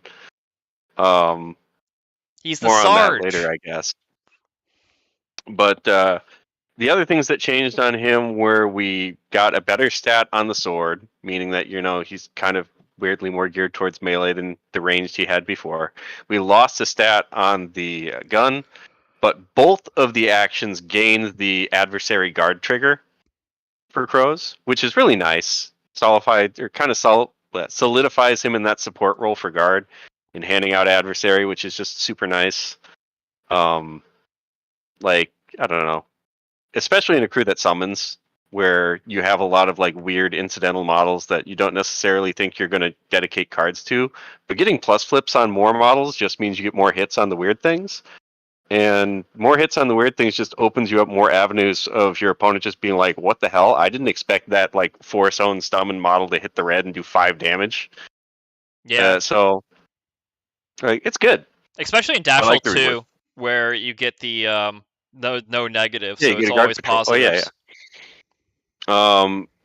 Then the really sad part that like I can kind of understand, but I'm like a little upset about is we lost New Horizon, which was the trigger to let you move scheme markers. Like that just cuts their utility a bit, but they already have a plenty serviceable bonus action. And a New Horizon was already kind of like weirdly really niche because you needed a specific suit for it. But in Dash 2 you could stone for it, so like you cut the difference. But I'll cry for it, but I'm not going to let it sour the rest of this nice buff. Yeah, I think I agree. I think it's a good summation of guard. He's pretty. I actually think he's pretty good right now. I think backup Yeah, is a I'm really pretty amazing excited to try ability. a Dashel list with 2 of these guys. And then if I'm feeling spicy, I'll give them coats too, just to make sure they live through whatever's getting thrown at them. But yeah, we'll see. Yeah, just having it next to a guild mage, I think, is almost good enough. Speaking of the devil, next Yep. up is the guild mage. First things first. Hey, we got more defense. That's a buff, right? But then Glory of the Guild got like wildly reworked. So before you got to discard on one model and then heal on a completely different model across the table, so long as Guildmage was in between the two. Now, quite simply, Guildmage says a model discards a card, that model heals too. Doesn't matter what the card is, you know, that model is the one that's healing, and it's always healing for 2. So in the idea that you're typically pitching weeks, that's really good. It means all of your juggernauts where you have to pitch a card and heal 1, 2, 4 are effectively now just heal 3, 4, 6 for a card. 3, 4, 6 is a lot of healing for a card. So executioners love it. You don't get to heal your friends by pitching cards anymore, which makes it a lot worse, I think, in like Lady Justice crews where you had the recruiters who were just pitching cards for the sake of pitching cards to heal someone else. It makes it a lot harder to hand out the healing outside of your activation, unless it's something weird like Perdita, where I think for Op4L, it's the model you're Op4Ling into that discards the card, right? Not the model itself that is currently activating. Oh yeah, totally. I definitely know that answer to that. I think you're right. I think that's how it goes. Someone double check me on that while I go through the rest of it. And then the last thing is that here's the other way that you essentially get to trigger it out of activation is their own bonus action that got added. You get to any number of friendly models within Pulse 6 may discard a card to gain shielded +1, which is almost effectively like a heal 3 if your opponent's going to hit you that turn. So like that's a pretty neat ability. Very card intensive, obviously. You'll need some sort of engine to fuel Guildmage if you want it to heal more than like once or twice a turn. But overall, I feel like they did a decent job on Guildmage. Like Defense 4 to Defense 5 really helped this model that had a difficult time surviving if your opponent got into it. Now you'll actually be able to use your wounds a bit better with Defense 5. The downside, you got much easier to kill because discarding for counterspell doesn't heal you anymore. So like he got a lot less synergy with all of the counterspell crews, which is now Perdita and Sonya. Probably something else that has counterspell I'm forgetting about other than himself. But yeah, I think that's okay though. That part was kind of a very big field's bad. Yeah, I like the change for Guildmage. I think most people agreed that Guildmage needed some adjustment. Yeah, and Op4L is the model you go into discards the card. Yeah, so you can still get some healing that way. It's just more awkward that you don't get to funnel it exactly where you need it. But I think the big thing for me that makes me like it a bit more and why I'm not super upset about it is that you always heal a flat 2. So you don't have to like awkwardly discard moderates if you want more health. Yeah. Yeah, I think it's just much more balanced this way. The ranges on what you could heal and how it could break make it really obnoxious. And then so it also just made like future cards harder to create because you have to be like so careful with anything that discards cards to just like the Yannick problem. They just turn into objectively better benefits, which is really hard to balance cards around. Yeah. So like what they did with them. Do note it is once per activation on Glory of the Guild, so don't go discarding cards on all of your guys to try to heal them with Arcane Ward. You only get to heal, I think, well, after a friendly model. It's not once per activation per model, is it? It's once per activation period for the Guildmates to trigger it? Once per activation after that condition happens. Yeah. So you don't get to do it once per model. Yeah, okay. So anyways, Perdita is the next really big juicy thing. Man, Guild just got a lot of hate in this errata, which Guild is dead. Well, Tull needs Dead, it. I say. It's fine. Yeah, like it's easily the largest section on the changelog is all of this Guild stuff. But yeah, so Perdita got changed pretty significantly. All of her upgrades got changed. We'll go over those last. But one of the things you'll note on the front of the card is that friendly family minions within 6 may add one of any suit to their final duel totals. Before this was in effect, you were getting kind of on the upgrades. Now it's just all of your minions, whether you summon them or not, get that extra suit. So that's all your crit strikes, your grudges from the monster hunters, your family values from the monster hunters. So like, kind of neat if you were planning on hiring any monster hunters or pistoleros, and maybe you consider it with this aura, but then you're also hiring these models. And I don't believe there's a way to get the plus stat anymore. And being stat 5 on the pistolero's gun, I think, was one of the big reasons why you were actually able to hit with them and replace into, monster hunters before. So losing that hurts. But hey, compensation for hiring the models that were so bad that you weren't hiring them before in a way that doesn't solve any of those problems. I mean, monster hunters are fine. Are they? No. Like, monster hunters have a lot of good stuff going on the back of their card, and then they have a lot of not good stuff going on their front of their card that gets them killed. And when they were summons, that was okay. Yeah, they just die. It's 6 soul stones of liability.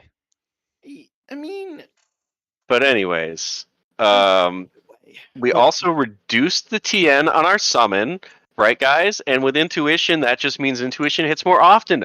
Definitely a buff, right? I mean, but and we still get an upgrade. Just the upgrades are much worse. But we have the High Plains trigger to remove non-scheme markers, and thank God it says non-scheme markers. I'm very much a fan of that clause. Otherwise, we would have had Tall 2.0 at range 6. Yeah, I mean, only at range 6, so I think that would be much better than Tull was. Yes, 18 inches, no loss. Yeah.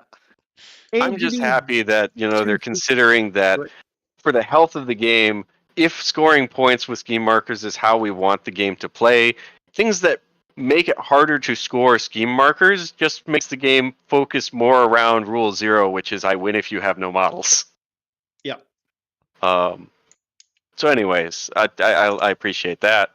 And you get slow, which I believe you did before with the upgrade. Yeah, it was on the upgrade, but now they've taken it off the upgrade, put it on the ability, because you can now hand around the upgrades. Yep, which is the big change here to Protector. You apparently used to need line of sight, now you don't? You didn't need line of sight originally. Yeah, I don't know. Which is weird, because I feel like this might just be an error in the changelog, because I don't see anything on the card itself that says you ignore line of sight anymore. I think they might have just gotten backwards.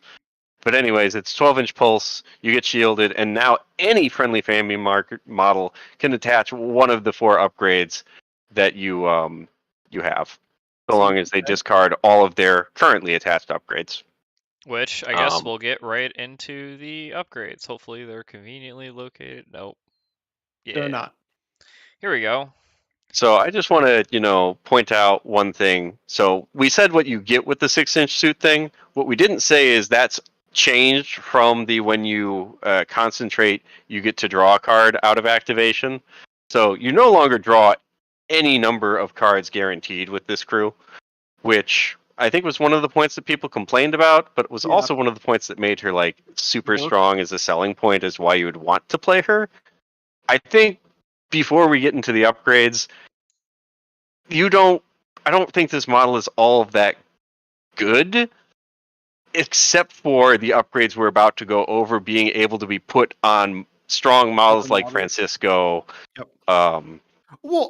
And that you'll be looking at these upgrades as reasons to play the crew rather than the strength of this particular card itself. Yeah, I think I agree with that.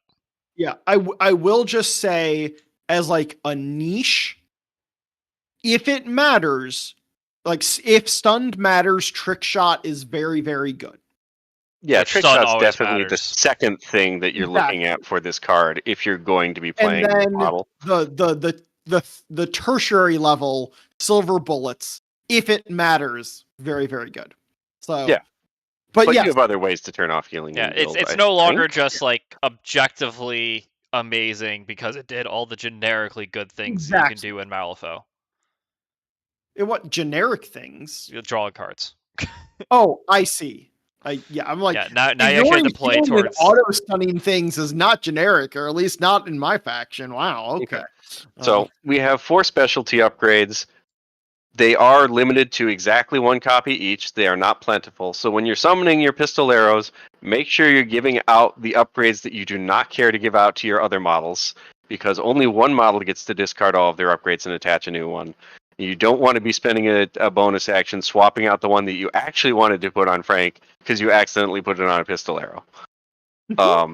So from the top, we have Bestial Hunter, which lets the model you put it on ignore severe and hazardous terrain. They also get to ignore concealment, and then if they're cost 5 or less, they can summon with the Monster Hunter as they did before without discarding the upgrade, and then heal. This one, not super impressive to me, except for the fact that you get to ignore the concealment. I mean, on certain maps, you'll definitely want to just hand Frank the fuck you, I ignore hazardous and severe, and I'm in your face killing you.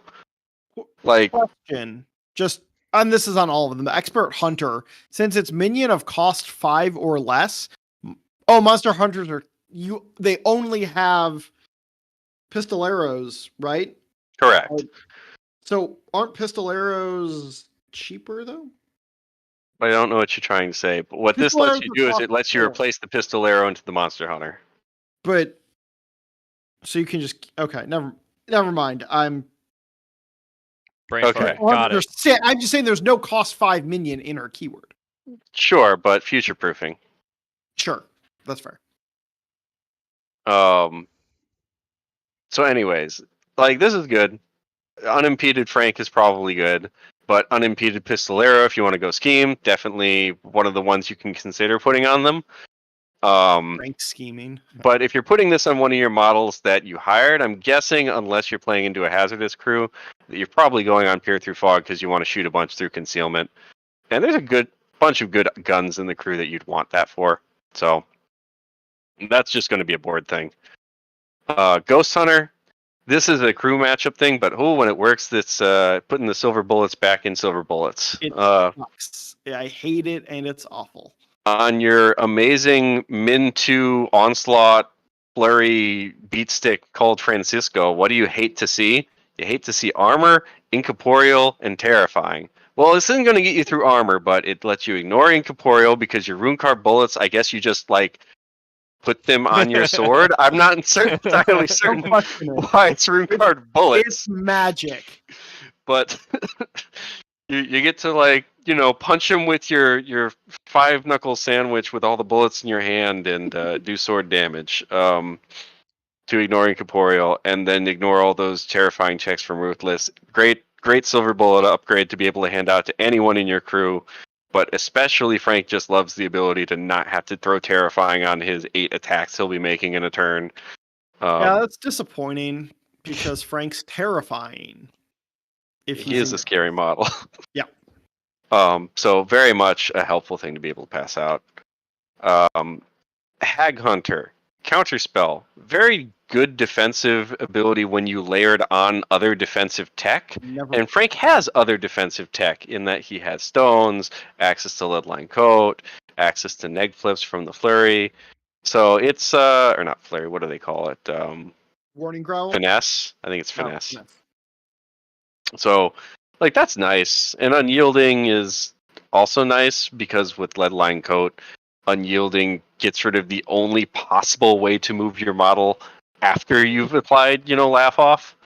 So it gives you the extra, fuck you, I'm not moving. That's super nice. So, yeah. Very, very helpful to have the ability to never go anywhere, and Counterspell is just neat. I think this is the generic one you'll pass out when you don't know which one you want, or when you're just playing Perdita and, you thought you would play into the Incorporeal crew or the Terrifying crew, and just, they didn't drop that. Yeah. Then Nephilim Hunter. This one is you can choose to be unaffected by Pulse, Blast, and Aura effects. So that's nice. And it's not just like damage, right? It's just wholesale, all Pulse, Blast, and Auras. You can just say, nope, I'm out.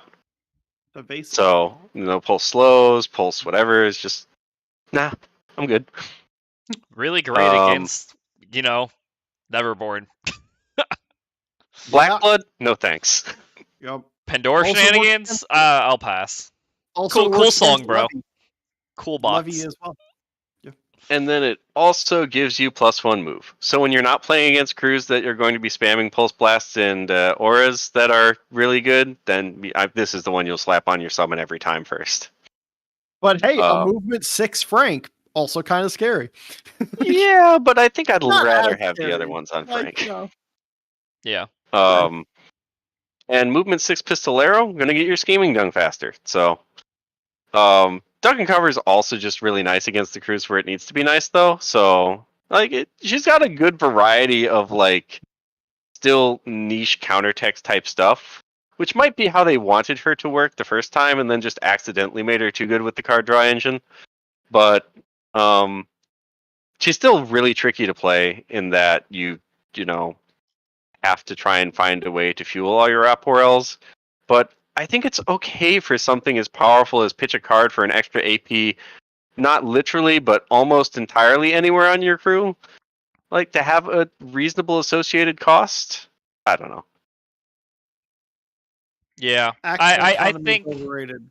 I think Clearly. the crew's gonna be pretty good still. I like how you're able to actually rely on her actual crew a bit more, and you know, I do think she was intended to be actual counter tech. Having each upgrade only be limit 1 is kind of like undoes that counter tech a bit. Like if you're It only would have making been- I one would of have your liked to see guys, them be plentiful too, but I get that they. No, I don't know. I would have liked to see them be plentiful too. I but almost thought like what could have been cool is you have them be like plentiful 2 or 3, and then at the beginning of the game you had to pick one. Like it's like, oh, at the beginning of the game, or pick two upgrades. Those are the ones you get for the game, because then you can actually be like, oh, I prepared against Neverborn. I'm bringing Nephilim Yeah. Hunters bullets, and I'm bringing kinda cool. Runekar bullets with me, and that would have Oh, added like a yeah. fun flavor aspect to it, and also made them like a little bit more balanced. Because I understand how you don't want each one to be specialty too, and you can completely go on each model needs each thing, but I think it would have been a really cool thing to do. Yeah. So I don't know. I actually think that the crew's pretty dead in the water, to be honest. Because I don't know that it was that good of a crew to begin with. People might flame me for that. But the thing that was keeping it afloat in my mind was the absurd amount of cards you drew and the like ridiculous high stat attacks you got to take with Monster Hunters. And you don't have either of those anymore. And I think without those shenanigans, they're honestly just a crew that takes a lot of focus hits and dies. Yeah, Because that's what they were before. It's just they had ridiculous efficiencies to make up for that. Yeah, Now they don't. Without the card draw, I think I actually kind of agree with you. I would never worry too much about these guys. And in guild, like the other downside, like even the part of the problem was even with all that card draw, you could justify picking other guild members just because you could use, you know, tools, models, and sergeant, or not sergeant, the guy who draws me a card, whatever. Gunner. Yeah, and you had other like decent options, and now your specialty tech, I think, is, as we were saying with the rare one, essentially, you just don't really have the actual counter tech, I think, to justify it. Yeah, I think you can only really play this title when Francisco wins the game by himself, and this kind of feels almost win more with that because you like shore up some of Francisco's weaknesses. But it feels like a very all-in Francisco-oriented game plan to me now, whereas before it was a lot more of like, I'm going to have all these summons, and they're all going to contribute significantly to my game plan, and like you still kind of get to do that go wide thing, but like I don't know. Yeah, we'll see. With the guild starter blocks, I think might be coming soon. Who knows? But Yeah, we'll see maybe what that that helps out. does. But Or at the maybe moment, I yeah. kind of agree. Two specialty, but two spread out in that specialty. All right. Now we already did the Rattler, so we can move straight on to Angel Eyes. Oh, All right, Angel Eyes has been, since its release, kind of joked about as almost like the worst model in Malifaux, especially for its cost. Now, is this the best model in Neverborn? Okay, that might be going a bit far. that is like It's But been did a you go much too far? I don't know. It's been a much Wow. loved model. Everyone, because it's a cool looking model. You know, the whole hot chick with fucking sniper and the camo and the Neverborn. It's, it's cool. It's a cool model. and now with a cool name. But it's always been like almost utterly useless. It's a sniper without, sniping, and In the faction that makes sniping the most difficult. yeah, it's like it's always been very, very weird how you couldn't ignore, most things. All you had was expert. Now you can ignore concealment and friendly fire. So you're back to just being a good straight satted gun. Your cost went down. Oh no, you lost a health on your person. You keep a mile away from the combat. We're not really sad about that. And you lost reposition, which I've never really thought was the most relevant. On a But sniper, no, not yeah. really. And the big thing you gained is point me to them, which is just a really great way to just gain focus. Or you have to move it from a friendly model to yourself. Oh, someone pointed out Candy still exists, right? Can't be the best model in Neverborn. So you can move focus on yourself, so you can be, actually take focus shots with her turn one without, having to get it from somewhere else. So she can take her turn, take the focus action, gain focus from someone else, spend focus on sniper, fence focus on a shot, try to blow up a guy for severe 6 damage. Yep. If Possibly, only you severe had 7 damage because you're a super henchman. cheap minions in your faction that you could hire just to give her focus. Oh, wait a minute. Huh. Cheap minions that are hireable now. Interesting. Okay. Yeah, we'll keep that in mind. Spoilers. And yeah, so I actually think this model's kind of amazing. Oh, also, I forgot, they slapped on Accomplice because they did that to a lot of things. Accomplice, very good ability. Yes. Very, very good ability. And Did she always have coordinated strike on the sidearm? Yeah, we did. She did. We did. Okay. So Which- you're taking like 3-4 AP of attacks and then accomplishing, which is like, holy shit, this is one of the lines that Collodi did before that was really busted. yeah.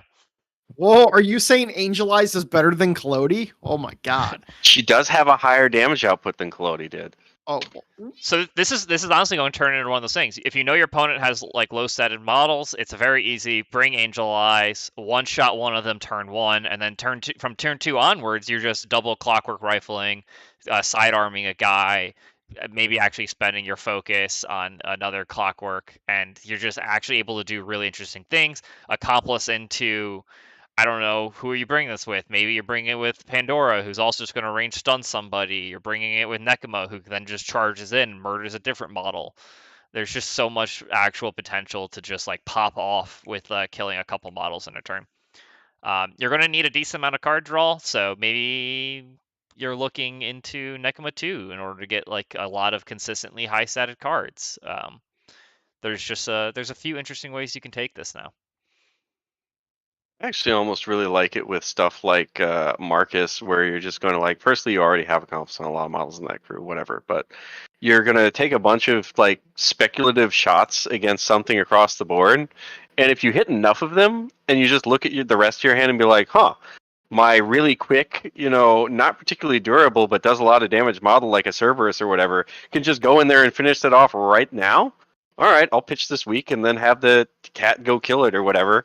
And the threat of counterattack is just kind of gone, right? Because a lot of those models where it's like a lot of Neverborn in general, I feel like suffers from having models that can do a lot of damage but can't take hits. And so I think the ability to shoot very far and then go into something that goes very far is like nice synergies. mm-hmm. Yeah, I agree.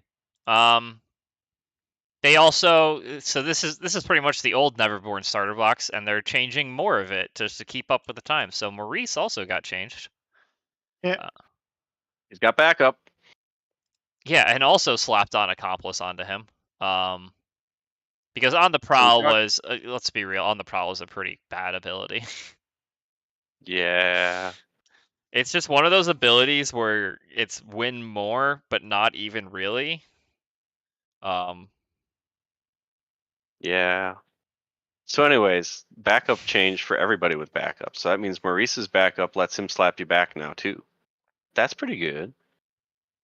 His attacks aren't the greatest, but like, I didn't. Yeah, that's a good point. I guess I didn't realize it was the same ability. same Yeah. ability. Yeah. He It's- also gained bodyguard, which is kind of cool. He already had bodyguard. No, he didn't. No, he didn't. He had a really weird bonus action that pretended it was bodyguard. Oh, is that what that was? Yeah. Yep. And then he picked Oh. up Foul Mouth Motivation, which has synergy with Angel Eyes. So cool. Focus. Neverborn can make focus again. You don't have to play Pandora to get focus. Yeah. Oh, you could play Nephilim and gain focus, sir. Only for your Nephilim models, but yeah. Yeah. So that's just a nice little changes to Maurice. Will this make him see more play? No. Probably not. I Maybe mean, a 7 though. Follow cost. motivation is actually pretty just good for a 7 versatile. Yeah. And like you hired Bowman before just for a 1-2-3 heel flip in some crews. And now you have that That's at a fair. larger range that also gives out focus. So like I feel like what do you call it? Savage might need like this guy, right? They've got a lot of 2-4-6s or 3-4-6s and Yeah, that's previously fair. no ability to get focus. Honestly, bodyguard. Bodyguard makes it I've played actually a lot pretty of good. bodyguard. I feel like bodyguard is a very hard ability to get good use out of. You think Like, the even hard- with new bodyguard? You might be talking about backup, not bodyguard. Oh, sorry. I don't know why I'm saying bodyguard. Backup. Backup's good. I don't know if what Maurice does with backup is The like shotgun? good, The shotgun's okay. The shotgun's but pretty like amazing. it's probably just a good ability. But you're not ignoring friendly fire, so. No. You do explicitly Oh, ignore friendly fire while using backup. On backup. Okay, so yeah, no, so the shotgun's pretty decent. I'm Yeah, just it's an extra thinking- layer of like, fuck you for when you're playing Nephilim or something and people hit you. Yeah, like- I'm just thinking like Maurice just gets shot to death and dies. He is defense 6, so there's a little bit of help there, especially with hard to yeah. wound. And you have cover. No, you don't. No, you don't. Your friendly models that are not you have cover. Other Oh. friendly mode. Yeah, other. That's a important word, huh? I've played a lot of bodyguard. Yeah. Huh. Hard ability to get use out of, but Yep. yeah. Yeah, it's interesting. not When bad. you want a stat 7 focus, you'll bring him. That's probably pretty much it. Yeah, I I think he's wonder okay. that maybe that comes up in Marcus. That's probably, I think, your best bet. Oh, maybe in the Cyclops guy. Yuri, Yeah, that's what I was saying. In Yeah. Savage, I think that's where Definitely. he might could have a home. Yeah, I can see that. Um, All right, on to the guy I skipped, Tuco, because I legitimately Tuco. forget this guy existed until I saw the changes to him. I think he's- this guy's actually pretty solid now. Yeah, he didn't exist. I before. almost liked him before in Neverborn. Like I almost thought he was worth taking, but I'm not a Neverborn player yet.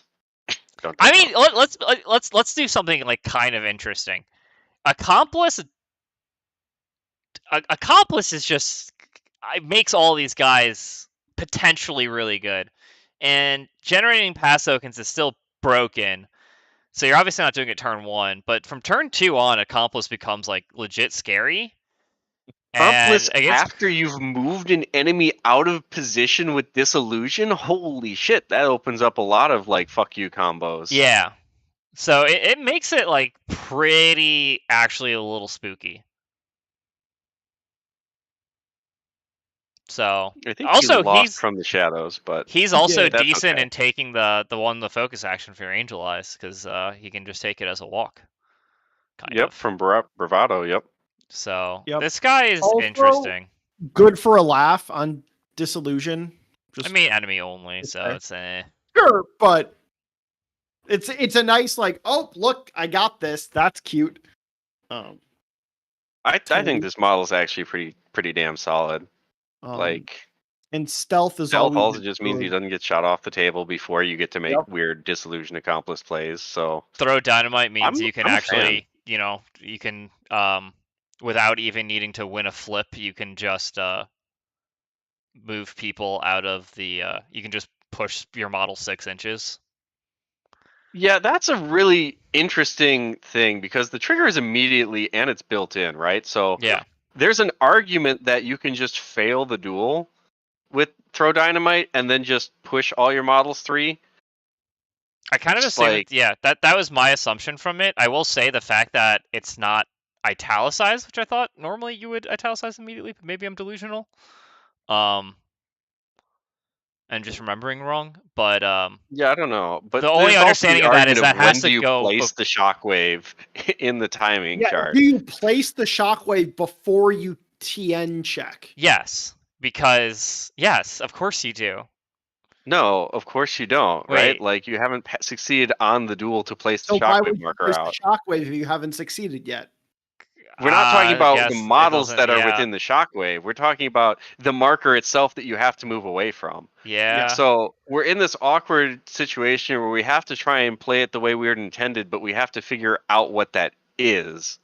I mean, it Do we says have to succeed on the duel to make everybody run away because that's when we like get the shockwave on the table? Or does it just always work when we put a shockwave out regardless of whether we pass or fail and just you only have to test if I sit past my TN? Yeah, I might have that. Might That's one take I a like. more in-depth It reading of seems the rule book. straightforward. Goodman, wait, what was your opinion? Oh, I think that you just put the marker out before making the dual test. It That's makes what I all thought of the too. text actually work. Yeah, that's what I agree with. That is, fine, but I've got. I'll read it in the rule book for a bit. I'll shut up. okay. Well, I think, I mean, obviously, unpacking is really good. I think this is a pretty decent unpack. If it does cost 7, it's not a decent unpack anymore. I think it does need to be able to work with failing, which I think is what's intended, but maybe not. It is kind of funny how you can fail throwing dynamite, and there at least there's no damaging conflict, but yeah, you're just yelling fire in the hole and then just fake throwing dynamite. So I think that Yeah. works perfectly.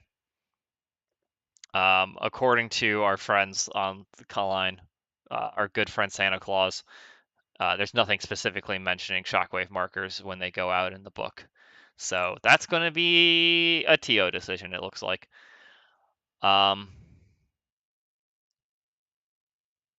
Yeah. Yeah, I agree that it should be during targeting as well, because that's when most other things happened, and I feel like that's just kind of how it has to be, because it's basically the same as targeting, and that happens before you flip. So Willie's been in the game with this trigger since release. Wait, what? Willie's in this game. Willie's in Yeah, this game? This is the what's the news. Willy? Excuse me? What is No, that's not true.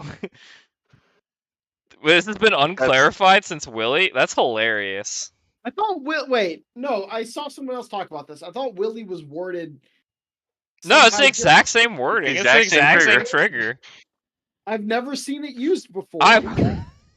Willie's in this game. You have Wait, never what? seen Willie used before. Wait, who's Willie? I don't even know this model. It's not I do, on the broken other by hand, Willy. owned 10 models that say Misfire that have the same trigger.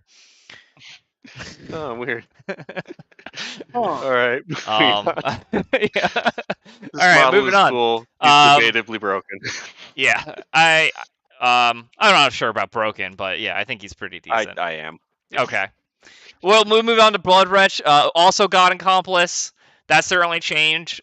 We also thought this model might be really good after it came out. I'm still kind of decently sold on it. With I'm Accomplice. more sold on it now that it has Yeah. Accomplice. You get twice as much ping damage in. Yeah, so you legitimately get to just go in ping and then tell someone else to do the exact same. You can just hire 2 Blood Wretches and have them kind of just like walk the map together. A little bit, which is kind of good. It's kind of awkward for me to finally say this for once, but this is one of the few models where I think Companion honestly would be slightly better than Accomplice, but like you have enough Accomplice in the faction now that it's kind of okay, whatever, either way. Because like pings are really good for finishing off models. Yes, I agree.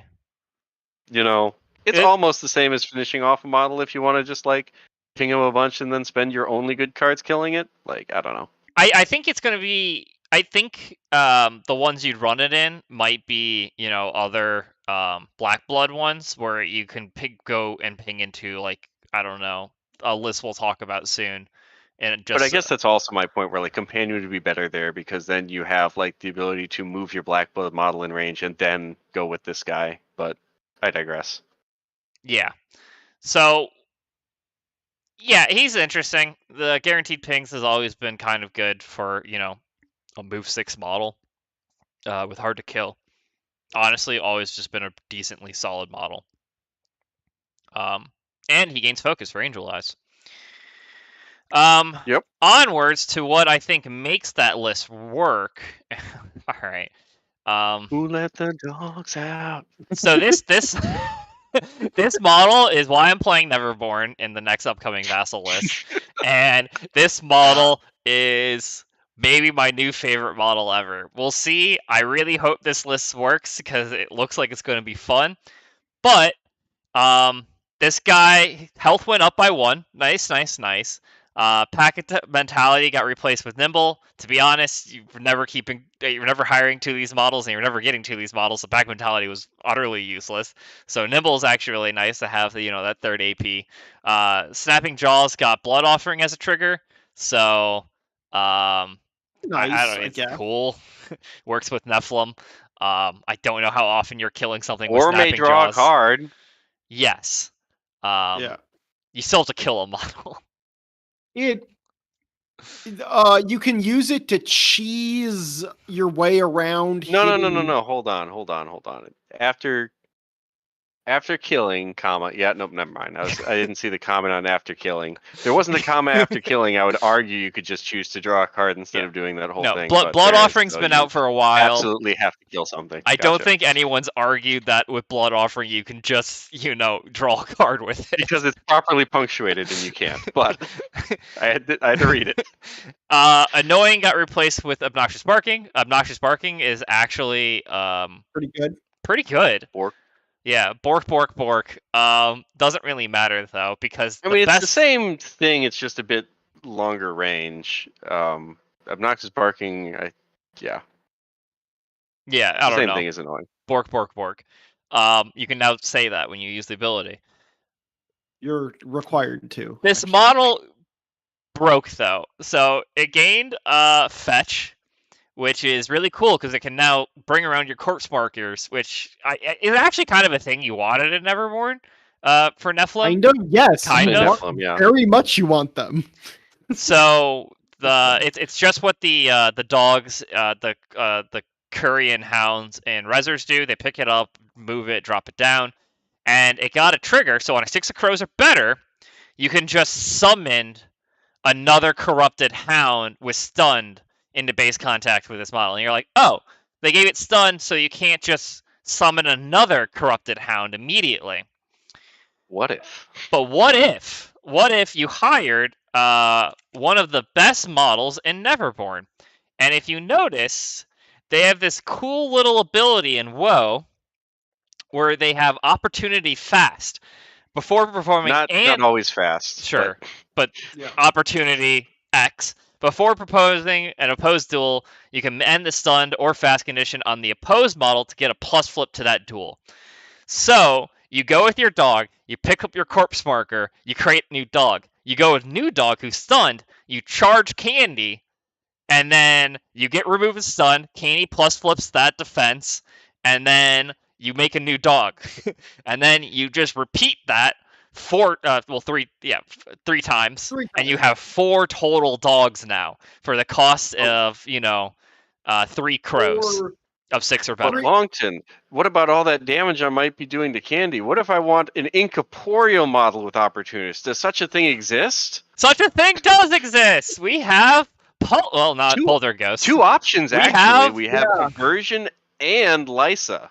Also, Aversion are just good models. Just putting that out there. Also, you can just throw in Sorrow, Perversion, Lysa. Yeah, I mean, you have your plethora of options. But also, like, if you're hitting Candy, you just flip defense and hope that your 5+ beats the 5. Yeah. which, you know, and even if you miss, it's oh god, it's not like you don't have healing in the crew you're Everborn? probably hiring this in, which is So going to be. Lysa, just decent models. Like they have a lore. It's like, or bring it. Excuse me. Oh, Like why did I it's say just not bad. Titania? Nekama. A But version. anyways, yeah, there's Apathy, options so on how to get this to work depending on where you want. Yeah, I'm sorry, I said 2 options. You have like 3, 4 Yeah, options. you Yeah, have a there's lot. a ton of them. But yeah, like if you can fit this combo in where it needs to, depending on your price range. Yeah, and so I think realistically where you're running this in is going to be Nekama Broodmother, mostly because 1, they're Nephilim, so they already work with the crew, and 2, they work really well with the Blood Has Been Spilled ability to then just essentially cycle an obscene amount of cards to try to get 3 crows. Because that's all you're looking for, is 3 crows. They're also just 6 or better. absurdly efficient ways to just trade damage with cruel teachings, Yeah.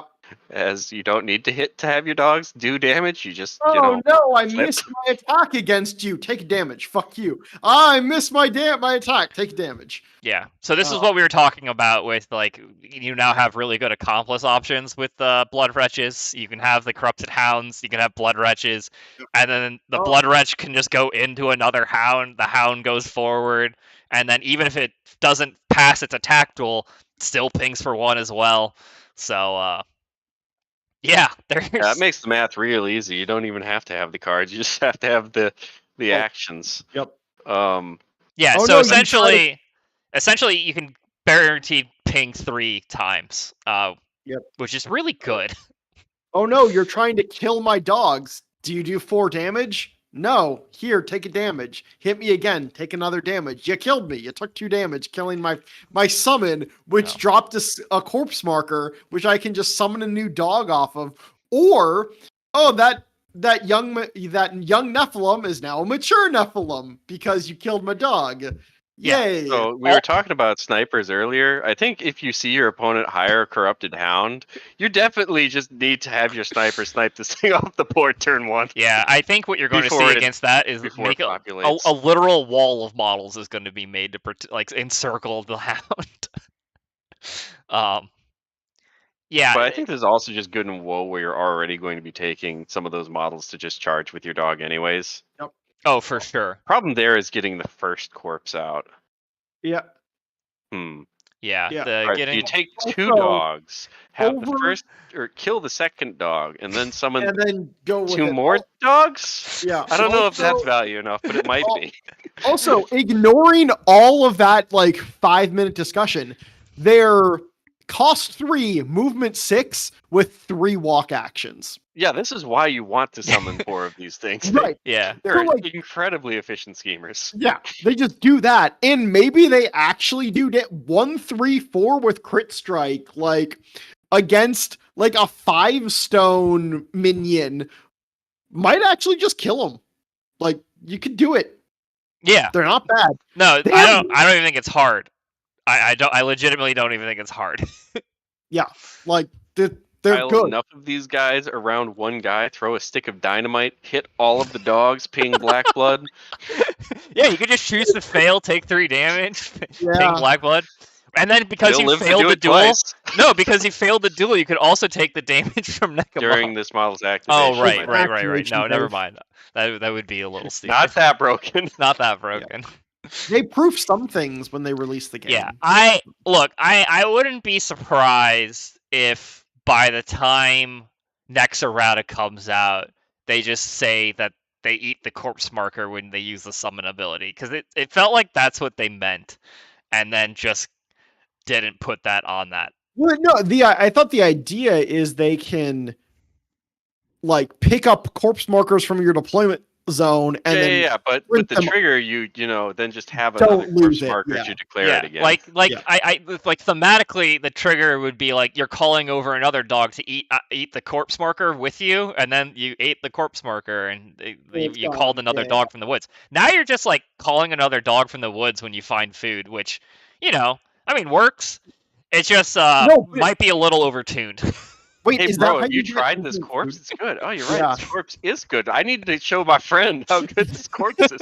Oh, Guys, hey, guys, come look they're at just this doing like the corpse. sommelier spit. You know, they taste the corpse, they spit it out. They're Oh, like, this yep. is so great. I need to show someone else. They're gourmands. Oh, hey, course. look, no, Landon. You know what this is? It's hey, a dead body. Cool. I love dead bodies. Ugh. All right, yeah. I bet you like 2 people in the audience got that. But we'll see. I don't even think it's that high. Yeah, probably not. To be fair, the audience is like 9 people, I so love dead Well, we have bodies. 500 Well, we have subscribers. 500 subscribers. Get out of here, please. We've had videos that get over 1,000 watches, so you never know. hey, that's a number. Anyways, Outcast, Yannick, Yannick. Laurel. You Laurel? Yeah. God, fuck, old references. We're killing it. Yannick is dead now, right? Completely dead. Completely No. fixed this model. Useless. It is a good model. It's not broken. Yes, it is a perfectly acceptable 7-stone versatile model. Yeah. We'll go with that. Honestly, I think that's actually true. Before, Yannick was obviously like one of, if not, I mean, I can't say not anymore because they printed Tall, they printed Fodstrom, but Yannick for the longest time was legitimately just one of the most disgusting things ever made. I don't know why it got so much value. That was a little. That's an extremity. It literally brought Outcasts to being like the best faction and just kept it that way for the longest time because card draw is broken and you could draw a lot of cards with Yannick. Anyways, they changed her around. They gave her, you no longer draw a card. You just, lose. Discard. Yeah, you just lose a scheme marker now instead. Which is fair. Like that's just like that's good. What Honestly, thought I would Coco have said was to when I change. first read it. What it should have been in the beginning. Yeah. Like So now it works the way people thought it works. That's really good. it's still a good ability. It's still really useful. What other small changes? Democratic elections now. They changed close That's race Surge. to a crow, so now you actually have a 50% chance to get a good ability. Because they replace unexpected result with Surge, and Surge is just a really good ability. I mean, close What race did isn't. unexpected results do before? It gave you a scheme marker or something? Yeah, if a stunned model was damaged, Yeah. it No, dropped if the more of scheme your marker. guys were damaged than were healed, you got to drop the scheme marker. Yeah, that was it. Yeah, it was Oh, really super wonky. much, Now they buffed her a bit, so she just can have draw out secrets on her bonus, which I think is a pretty good change for that. Because, It's incredibly good. yeah, because before it was just like hilariously unreliable, or it's just stupid. I'll just say that unexpected results was just kind of stupid. Didn't really work as I think as a trigger. No, was- it didn't come up. But Yeah. draw out secrets on consolidate power, like you get to put your minions into position, which is just good, and then you either heal the thing or get a scheme marker. And so like Yannick's biggest issues, right, were her card draw she brought to the Frycore, who have like every one of their models has forced discard mechanics to use their cards, essentially. So like one of the things Frycore has always struggled with is reliable scheming, and this addresses that. And she's still a good model elsewhere, like in faction. Yeah, I wonder if she's honest. I mean, honestly, having Surge just makes her a little nice everywhere because it's quasi built in. Like democratic elections She's more is versatile. like a nice Yeah. ability because like it's unresisted damage. You can heal and ping stuff. Like that's really nice. Her shotgun is just a good mid-range weapon.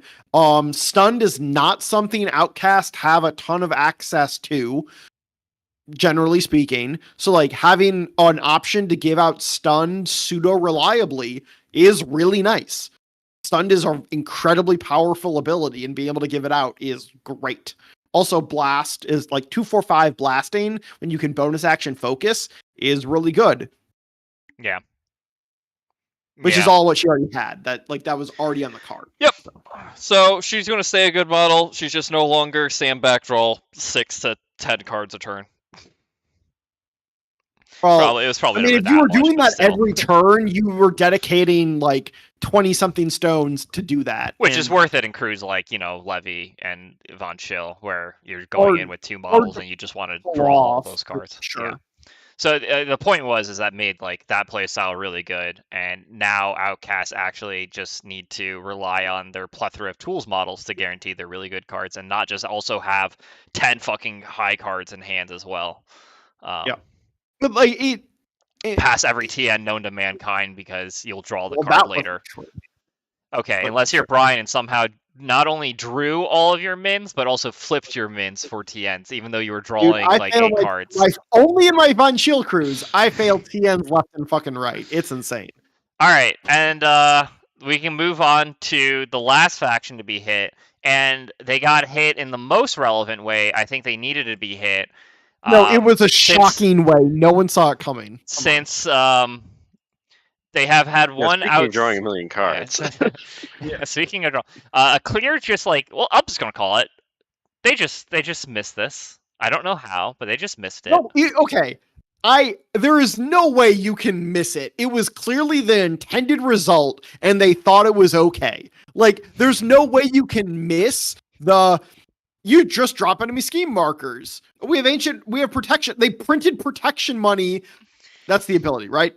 Yeah, protection money on Koji's card. There's no way you can miss that deep synergy there of drawing cards. Like, come on. Oh, his Errata's not here. Look, I mean, protection money and Forward's Punch existed before this card existed, so clearly that meant, they had to just test the waters and see if it was okay. Or, hear me out, they just needed to wait till the next Errata to change Forward's Punch to be the way it always should have been, and wanted to print this card as it was to see if they could just print this card. Either way, they ended up changing this card. Taker's Bane is now enemy only. I already played it this way when we errated it to be that Captain Con, and can tell you that, it plays just fine that way. If you wanted to hit your own guides for cards, you already had Sensei U, to be honest. But I don't hate this change. Yep. The remove a terrain marker for Machete. Could you eat schemes with it before?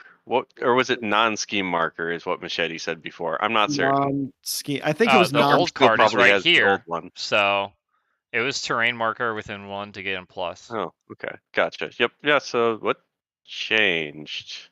It's reworded. I don't know which word was changed.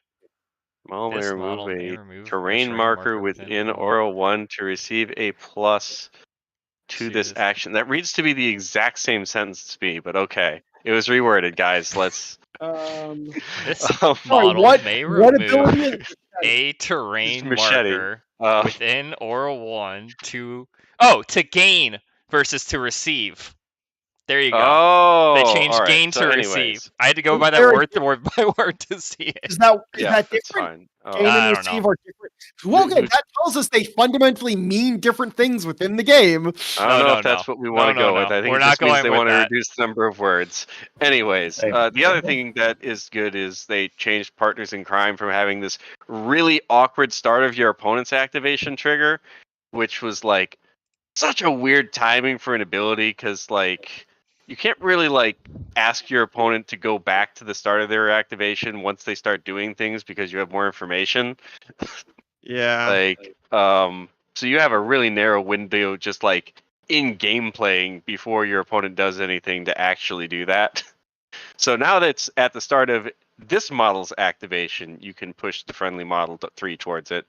Obviously plays much worse for the mechanics of your crew going online, because the reason why I think it was that way before was to turn on menacing, but as I said, really awkward timing window to try and play, and maybe it was just that they didn't suss out how difficult it was to actually do that when people were actively testing for it, because they knew what they were doing. But yeah, I'm a fan of this change.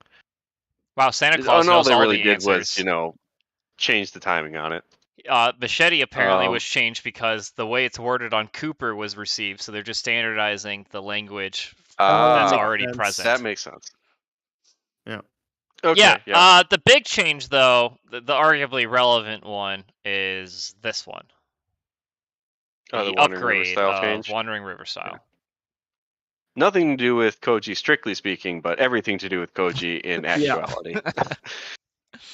You no longer drop the scheme markers when you Wandering River style, you place them, which is to say you don't draw a card for every protection money aura near the scheme marker you just dropped. Because for those of you who never had the good fortune to play with or against this combo, you were effectively drawing, well, I think some people mathed out the ceiling on it.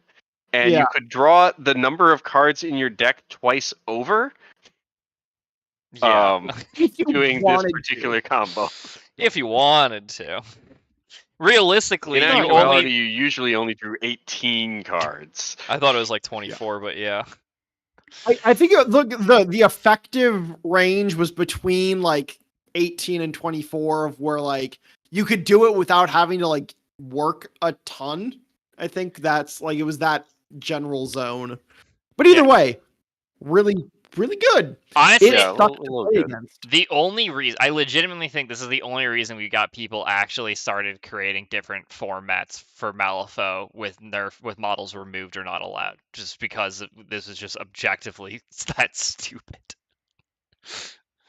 Yeah, so we're very happy it got changed as quickly as it did. So thank you, Weird, for listening and being receptive on that. Yeah. And so that was an experience to play with. Yeah, we're going to go on to the last big errata change, because everyone knows that 10 Thunders has been topping a lot of tournaments with a very specific master who was breaking pass tokens. Oh, wait. Wait, no. That was the last 10 Thunders change? Oh, weird. What? Look, if only I can win events with 10 Thunders, 10 Thunders doesn't need changes, obviously. Yep. Are you telling me there's not a hidden nerf to this unit not just having 2 free pass tokens? Not good enough. Arcs can't have it, but you know. Well, Arcs can't have it at a henchman level. I have to declare that I'm going to win the game when I select Yoko. Please. You know what's happening. Please, Weird. I pray to you now. Either change how pass tokens work, or don't give them to anybody. Thank you. That was my daily pray to Weird. So fine. Yeah, except for I play in tournaments with this guy and he wins every one of them. And Landon, please just go not win. Even true. I lost the last tournament we played. Well, okay. Yep. Well, that's because I had Fraudstrom and I tricked you into not playing Yoko too.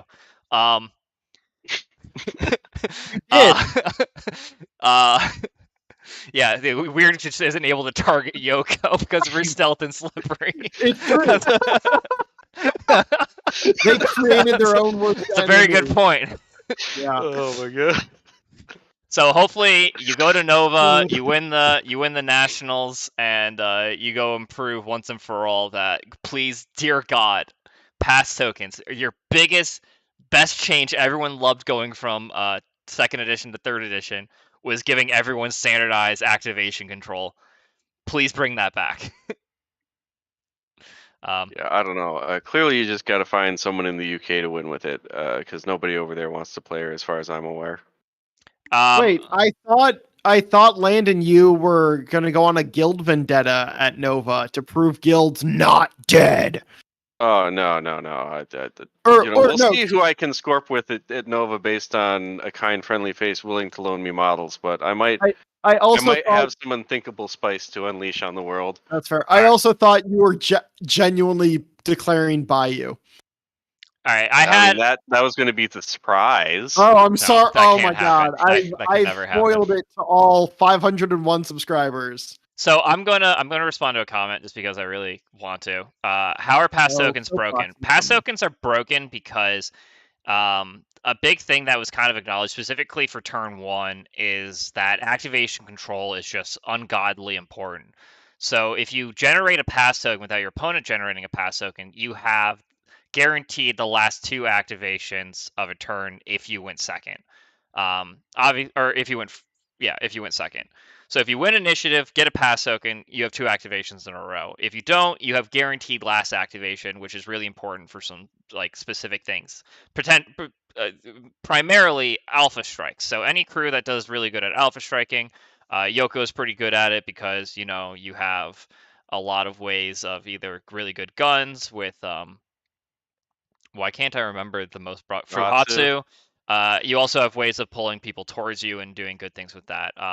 For example, one of the main reason Fraudstrom was broken along with the Gearlings is because you can get 1 or 2 pass tokens. 2 pass tokens is generally the break point because even going first, you get 2 activations control, which means you can then throw a model forward and then activate it with a guaranteed every single game, and that allows you to do some really dumb things. The way I broke it and have been using it since last Errata to combat like Tall and stuff like that is I've been playing Karis, which allows you to stack a bunch of burning on Karis, put focus 2 on her, and then go with Fodstrom and then push her forward into a place where normally you'd be punished if you did that. But because you have 2 activations in a row, you can just push her forward, go with her, and do ungodly stupid things like just double focusing, hitting someone, and then guaranteed 5 damage to them. That's really good in Hoffman. It's really good in Karis. You're going to see it. You saw it a lot in Explorers using Bygone to do it with Iron Matron because you would get the pass token from Jin, and then you could fast focus her, give her plus a damage flip, launch her forward, just clear through whole crews without being able to play. So if you're not playing one of these crews that were making pass tokens or just did hilariously stupid things like Tall did, you just couldn't play the game against them because they're playing almost an objectively different game than you are. This was a very common thing we saw in M2E. The big example for that, I'll say, was the list I played a decent amount of. You would play 4 Abominations and then combine them into a Desolation engine, just like you can kind of do now, but instead of your opponents getting pass tokens when you summon or just hire more models than they are, you just got more activations with them. So 4A bombs were 4 activations, Deso engine was then a 5th activation, and if they're not also hiring a bunch of really low cost models, you can then go with like 2, 3, sometimes 4 or 5 models in a row. Because I would hire like 12, and if they brought 7, I just went with 5 models in a row that they can't respond to. M3, the big change was obviously being pass tokens introduced. I think that spending pass tokens in ways like Accomplice is a really nice kind of like exchange because as good as Accomplice is, losing a pass token is huge, which is why you normally actually pitch a card for it. Even if you had pass tokens available, you sometimes still pitch a card for it because losing at last activation really sucks. Activation control by killing models is like hugely important turn 3 onwards. It's just all these like very small things matter a terribly lot. And Yoko 2 getting 2 pass tokens every turn just guarantees that she's always able to set up these really strong alpha strikes. So you're not even incentivized to try to like tailor a crew to anything. You're just really incentivized to just like try to get the most value as possible out of turn 1 that almost no other crews can do, because if they move a model forward and you just chain activate essentially at the end phase, then they're just sacrificing things. So what do you do against it? You hide in the back, spread your units out, essentially blank turn 1 to try to make it so that they can't go in on you. And as we saw, that doesn't matter with Karis because her threat range is the board.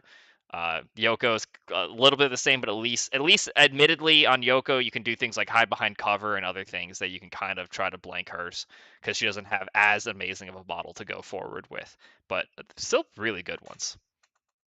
I think what's the most telling for me is that with before Malifaux Burns hit, I was toying around with Yoko lists for the reworked Yoko to do exactly this, where I would just try to print 2 to 4 pass tokens with her trigger, and I was willing to hire like 20 stones worth of models on top of playing that particular master to do all of the things that Yoko Unseen just does on her card, and it was still like good. Yeah.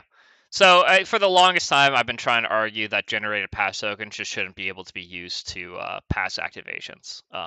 There just should be something different for generated pass tokens versus pass tokens you start the game with. It's just my opinion. So I've been arguing for that for a while. Some people just don't believe me.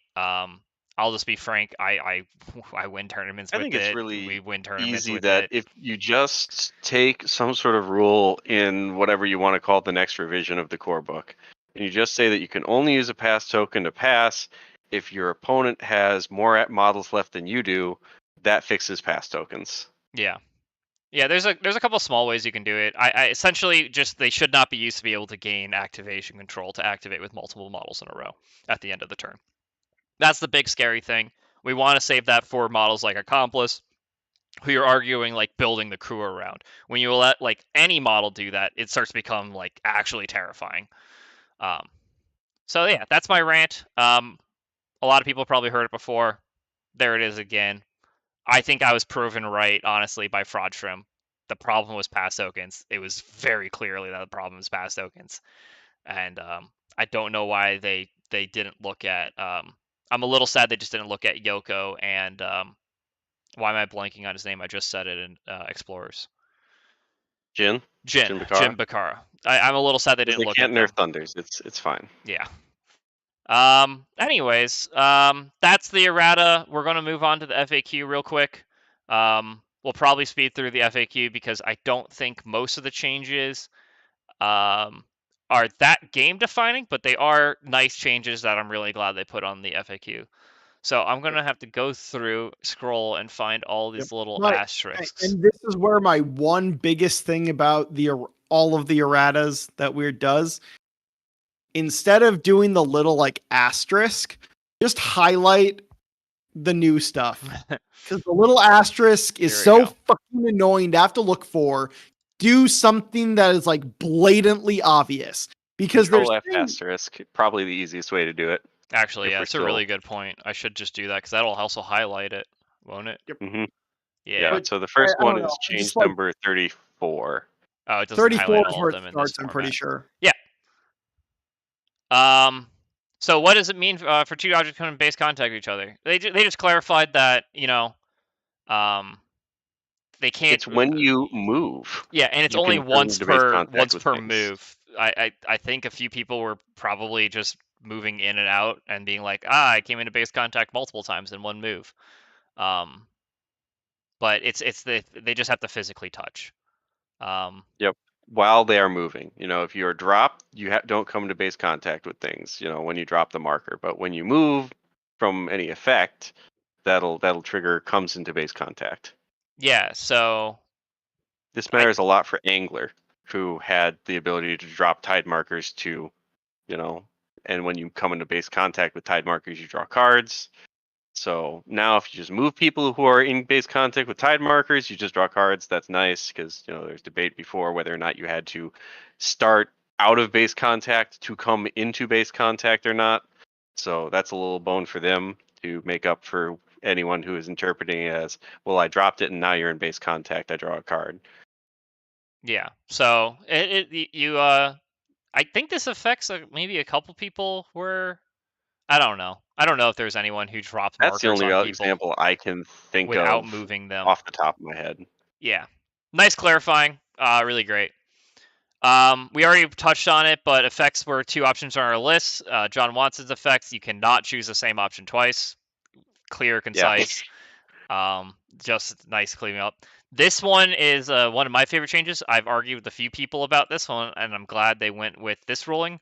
So if a model can move through a model that you're pushing towards, can you push completely through the other model? A lot of people argued that you would technically be you would always be overlapping them if you're truly always going towards. They decided that's a little silly. If you're going towards them, you can just warp behind them and my way mo shinderu people. Always Yeah, I love the mathematical model of what the piece border is that Weird has now defined for us. Because it can't exist, but it works for gameplay. Yeah. So I understand that that's not really intuitive, like math-wise, but yes, for gameplay-wise, it makes sense, and I appreciate that you get that extra molecule of movement essentially on your push. It's like a pixel of border around units that's we're actually using for towards no rules. Yeah. But also was shared by models of base contact. It was always just kind of ignoring that if you were moving towards an incorporeal model, you were always stuck at ending like in base contact in front of them because you could never move through them at all. It made some weird circumstances. So that's a nice little change. If a model is subject to an effect that replaces it with a new model after it's killed, such as Demise Dead Horse, and the model is killed by an effect such as Exorcism or Executioner, is the model that is replaced killed? Yes. I think most people played it this way, but That's not actually true. It was Oh, not really? played this way prior to it. I think there's actually a World Series video recorded where they play it the opposite to this with Oh, the wow. exorcism trigger against the dead horse. I think So this is how we I'm played it in our happy local. that this interpretation is what they went with, because this interpretation is correct by the rule book, in my opinion, and I guess obviously Weird's. So we were right, they were wrong, Lamau. Yeah. there's another one of those later. Who determines the order and VP is scored during end phase? I thought this was pretty clear, but they made it very clear. So the player with initiative scores VP for strategy, then the player without scores VP for strategy, then the player with scores VP for schemes in any order they want, and then the player without scores for schemes in any order they want. I don't know how people were doing this before that made it confusing. Maybe they did strategy Maybe it schemes was as just a they were group. doing all this strats and Yeah. schemes. Yeah, that would be my guess. Yeah. Which doesn't probably change anything. Like, I don't see where it could change anything, but it, Regardless, yeah. I believe next change is Carver 7 path. of encounters. Section 4. I should have been using the down arrow on my control Fs, but whatever. Carve path. Can an enemy model use a strategy marker to remove a marker that is under an effect that prevents enemy models from removing it, such as dependable or rusted metal abilities? And they went with no. If an enemy model takes an interact action and is controlling the push of the strategy marker, the removal of the non-strategy marker is considered an enemy effect. Makes sense to me, but I guess some people were arguing it's the strategy effect that was doing it. Yeah, that's how. I mean, that makes sense to me. That it's the strategy. Interesting. My question as a result of this, I know it's an enemy effect, but does it count as an effect of the interact action from model that took it, or is it something else? By their logic, the model that took it, I'd guess. And controlling the enemy model takes the interact action, controlling the push of the strategy mark through is considered an enemy effect. So, like, the question then is, does that count for growing terror tots? Oh. Yeah, sure. Why not? If you pick up a bunch of corpses. Yeah, I'm all in. Although, yeah. Terror tots is this model. Oh, yeah. So if this model is the model controlling the interact, do I get the grow tokens for picking up the corpses? Presumably. Yeah. Same with botanists. You're the one who did it. You want to talk about growing into mature Nephilims? Ooh, that's six corpse tokens all at once. Yeah. Well, if you have a bunch of corpse markers next to each other, yeah. Oh no, how are you ever going to get corpse markers next to each other? That's true. So back pocket that. Yeah, we'll go with that. As someone pointed out, apparently the way people were doing scoring before was that the players were doing that. The player with initiative chose the order for everything. So your opponents could so scoring your opponent's schemes first to deny them because a scheme that would be used for spread is blocking sabotage. Oh, interesting. Yeah. That's apparently how some people were trying to argue it. Interesting. I did not know people were doing that. That's a clever one. But yeah. All right, onwards. Hard to kill. I think they're pretty much just using this logic that they've been using, that when you suffer damage to gain like +2 attack or other effects, you actually have to take the damage. So you actually I thought this one already existed because Yasunori couldn't draw 200 cards. It just wasn't the choice he was allowed to make. I think it didn't exist for hard to kill in particular, but maybe I'm delusional. That's what I'm talking about, actually. Yeah. Or maybe he doesn't have hard to kill. How much? Maybe Yasunori didn't have hard to kill. Maybe that's the problem. You could give him hard to kill though. I don't remember. Yasunori hasn't been a model in a long time. Stop. Yeah, you would have to give him hard to kill. What's a Yasunori? Yeah, exactly. Yeah, don't worry about it.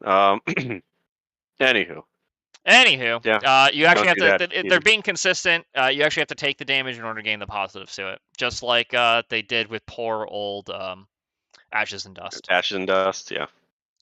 All right, this change is fucking wonky as hell. The gunfighter one? I love Yeah. it. This gunfighter change is glorious. It doesn't make any sense to me. I love it though.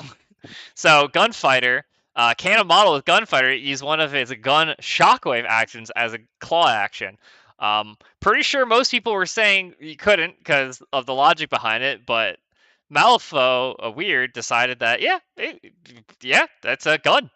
So I'm the gonna way, hit you with my This works for dynamite. Tuco. yeah, I'm not certain who else this actually applies to. Willie obviously apparently. I know he doesn't He have doesn't have gunfighter, gunfighter, I don't think. but can a Papa so Loco? the way you're doing it Nope, is doesn't have gunfighter. you are dropping the shockwave marker within one. It generates a disengage action instead of its effects or triggers. So as usual for disengage actions, and it uses the stat on the shockwave. So pretty cool. Pretty cool. I don't know how relevant that's going to be, but All it's right. fun. It also existed in Bayou. That's why none of us knew about this. Oh yeah. So Tuco and Bayou with Ophelia, I think in particular, are the only ways this comes up. Harpooner has a bonus. Oh no, no gun on it. Sorry.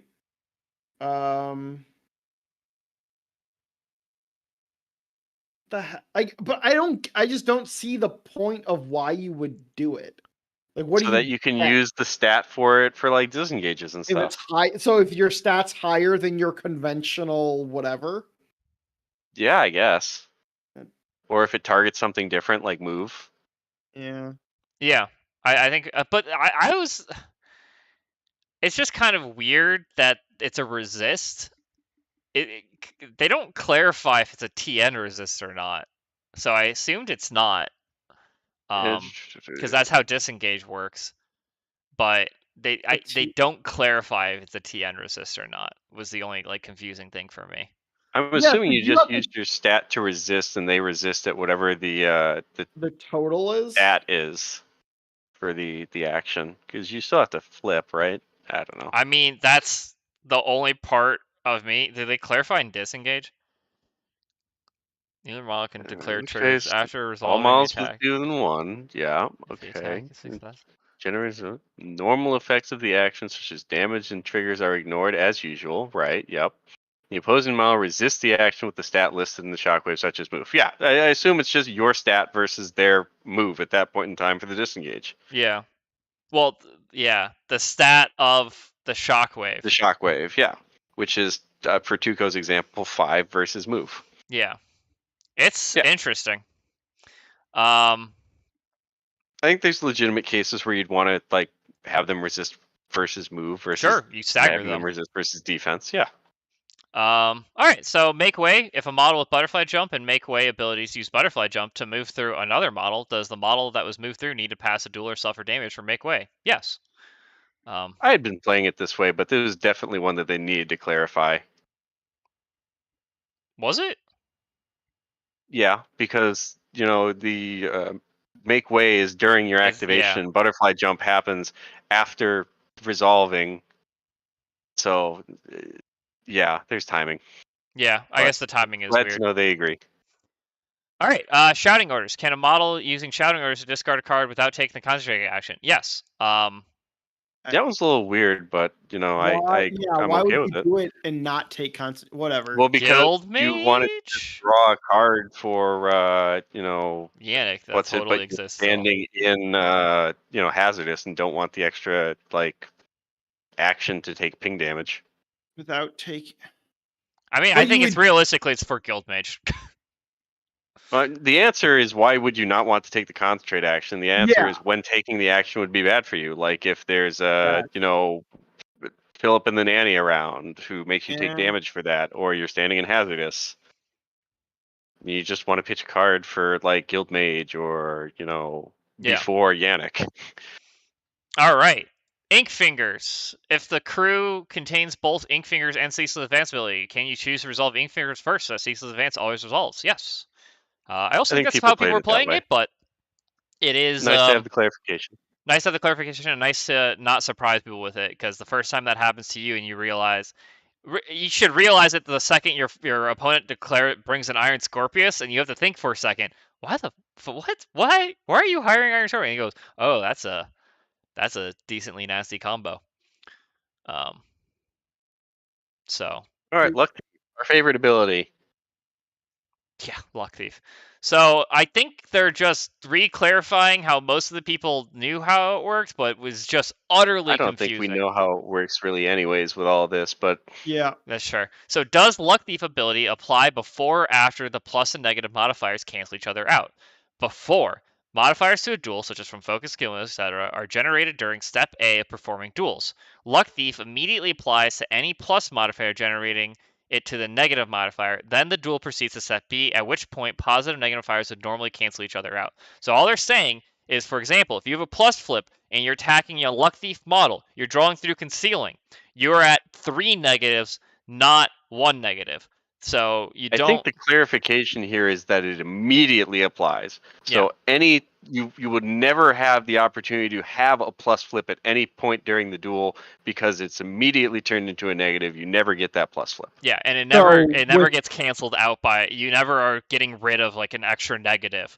So you'll never have a plus flip, and it will always be a negative flip. So is Ivan is not able to convert. That's my read on it, because you never have the plus flip. It's immediately turned into a negative.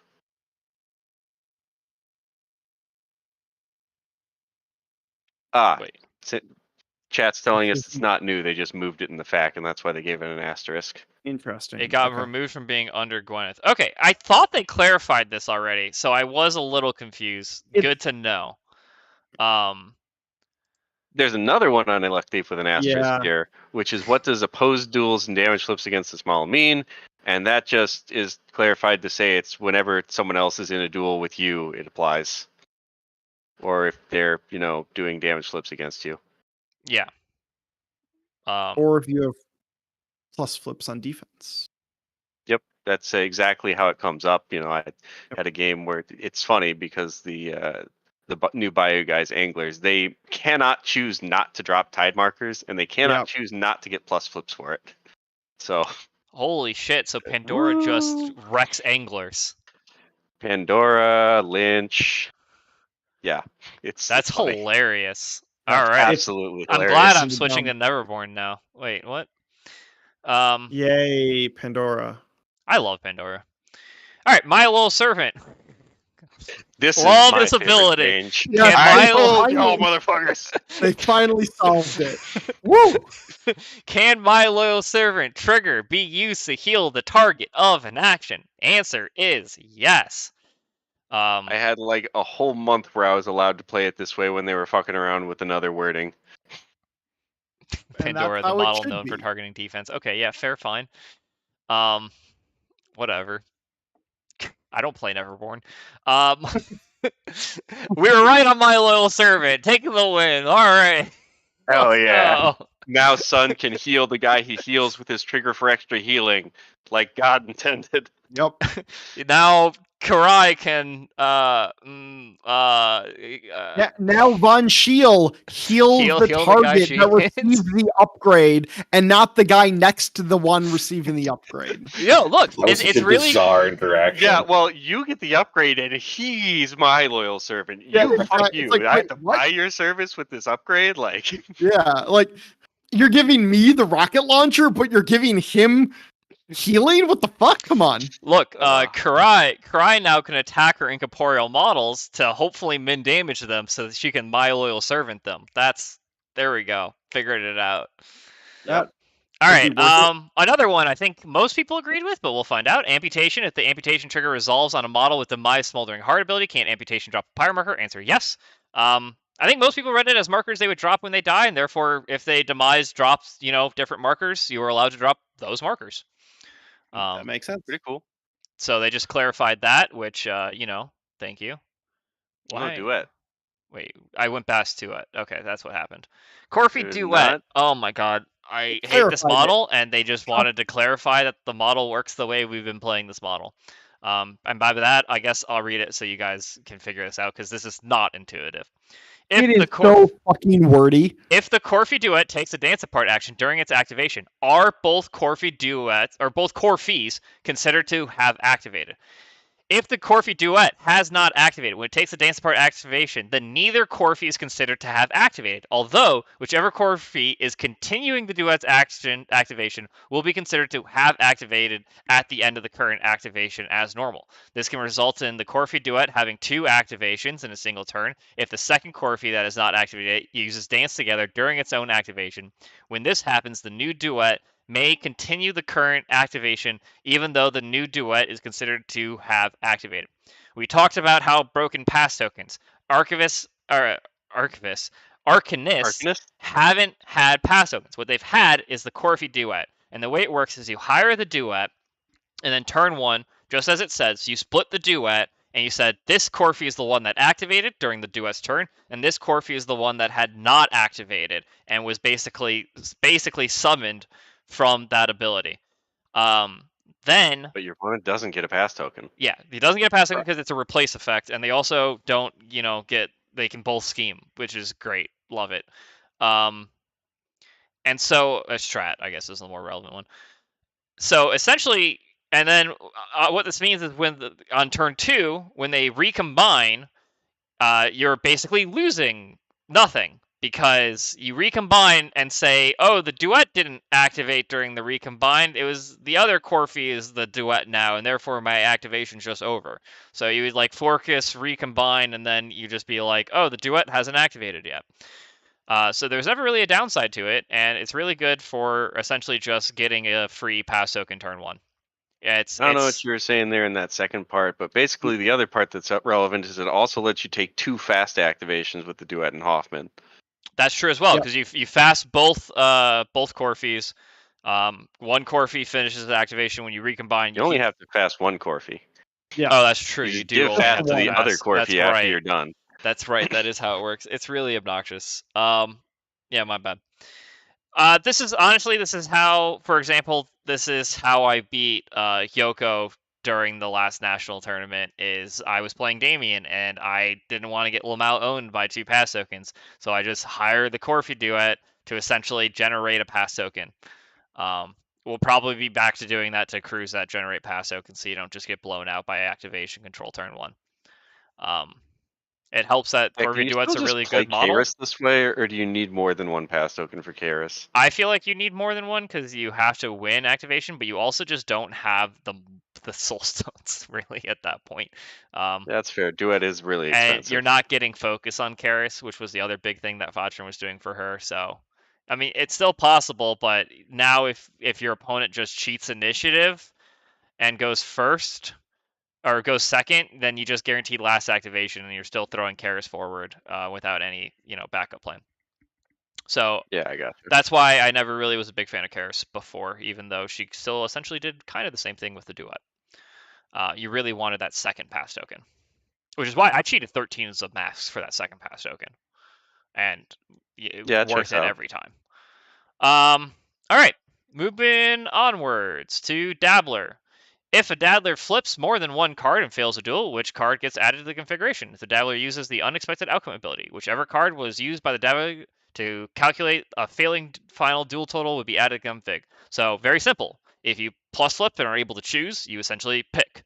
If you are neg flipping, you have to go with the lowest one, because that's the one that was in the duel total, the final duel total. Well, you pick the lowest card that, the highest card that fails your duel to go into the config, whichever suit, right? So it's, you don't exactly pick, right? You still can't choose to put the 13 in if you flip like a 13 and a 5.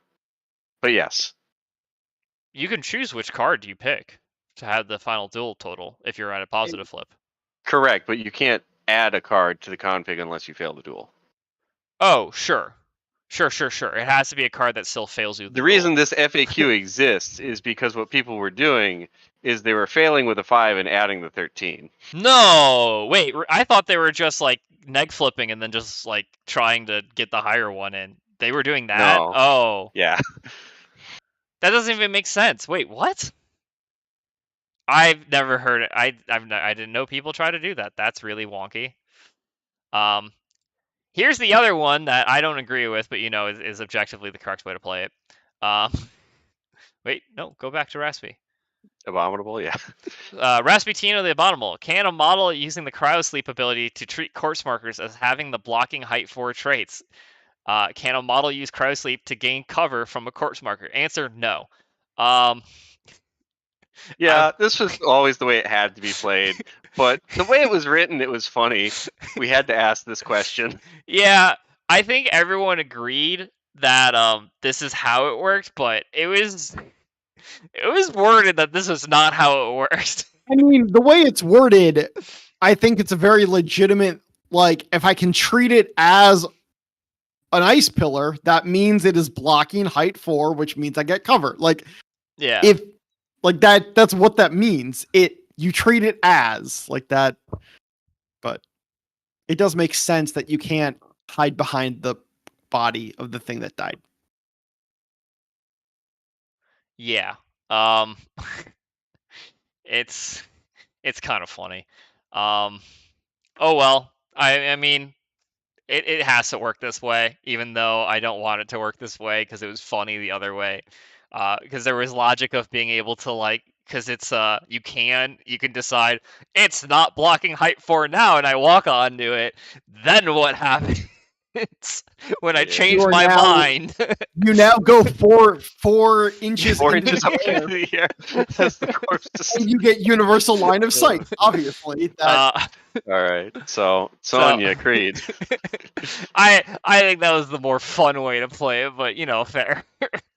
This is an important fact, and I can definitely agree with the reading on it, but it was not entirely clear before. All right, what is the range of an action in the context of Smothering Flame ability? If a model attempts to move a lodestone token with the interact action in the corrupted ley line strategy while affected by Smothering Flames, which range is reduced? The 1 instance the model can target, or the 6 instances the token can move? Or some people try to argue both.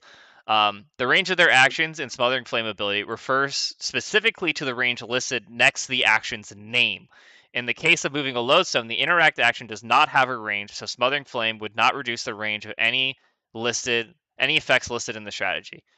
People are basically arguing you brought them down to 0-inch range, or you couldn't interact, or you couldn't move the marker. It was pretty wild. Yeah, because a range simply refers to the difference between 2 points, as covered in the rulebook. It was a completely legitimate action that I'm glad that Weird has covered in this fact. To say it doesn't work the way it's written in the rulebook, but it's entirely fair, I think, to read it this way. Yeah, Smothering Flame arguably was a little cracked if people played it that way, but no one really played it. No, a lot of people played it that way actually, but whatever. You had to play Sonya, so no one wanted to do that. I like Sonya. One. Yeah, I like Sonya too in M2E. What? It's fine. Seamus, aka Sebastian Baker. When can Seamus use his talent scout ability? When does the enemy model gain distracted 1? If the enemy model is engaged by Seamus after resolve an action, it gains distracted 1. Both checking for engagement and gaining distracted 1 occurred during step 6 of resolving actions. So just some neat little clarification there. Yeah, so if you push out during your action, you don't get the distracted because you're no longer engaged. Yeah. And then onwards to, I think, the more confusing one. If models is within range of both Alone in the Dark and Eye of the Hurricane, which one takes precedence? When the 2 specific abilities interact, Eye of the Hurricane will always take precedence. Kudos on Weird. This was a really fucking weird interaction. And so just taking a clear, obfuscated stance on which one works, this is great. Love that. Yeah. No, this was a confusing one. It was really hard. People were trying to answer there wasn't a right answer. Yeah, depending on who was controlling the activation, maybe. A lot of really weird opinions were going on with this one. But it's nice to clear cut. All right, another nice one. Lin Bibliothecary. Can Lin's bonus action control the library be used to drop a scheme marker if there is already another friendly scheme marker within 4 of Lin? Yes, so long as the new marker is not dropped within 4 of an existing friendly scheme marker. People. Yeah, I think this one's kosher with how the book was read. They just wanted to know what base contact meant. That's not true. I knew a decent chunk of people who were arguing if you get a friendly scheme marker next to Lin, she just can't then start interacting and placing them in, Okay, but I nice don't think spots. that's how the rules were supported in the book. But I that's agree with you, and I'm glad they clarified it because I knew a few people were like, "Oh, if she's just next to a scheme marker, she just can't interact anymore," and you're like, just a dumb, argument because it just says you drop it in base contact and then not within 4 of another friendly scheme marker. It's not that there can't be another friendly scheme marker within 4 of you. That's just not how it works for normal models. Yeah. Like there's no legs to stand on for that argument. Yeah. So nice for the clarification, but honestly, this fact I don't think was needed. All right, an easy change for an easy clarification for Will Cadmus. If a model is already activated, has the option to activate again, such as a drift and time ability, can the model chosen not to activate a second time until connected consciousness is used, then activate after Nexus? No, connected consciousness always happens last. That's how it's worded. Makes I guess sense. there's a little bit of argument saying that things always happen last, but you can call it a buff. I'm pretty sure. I thought most people play it this way. Maybe I'm wrong. But anyways, onwards to my favorite change in the game as I keep on giving to Grave Goo. If So Grave dumb. Goo is within range of an aura terrain that only affects enemy models such as vent seams, do models the Grave Goo consider an enemy treat the aura terrain as hazardous from the Trail of Slime ability? Yes, the Grave Goo is considered being base contact with a terrain, and enemy models will treat the aura terrain as hazardous damage 1 poison 1, even though they are not affected by the normal hazardous damage event steam. Delicious, delicious Grave Goo tech now. So dumb. Like I think this is nice that they told us how this works. I still hate that the Grave Goo works this way. Yeah, in like just the Grave Goo, how that it opens up the game to have so much fucking cancer.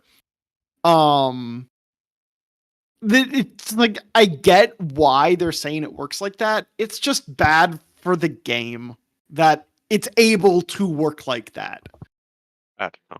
Oh, you have a big piece of terrain. Everything's hazardous. Fuck you. Like, great. That's great. Great game.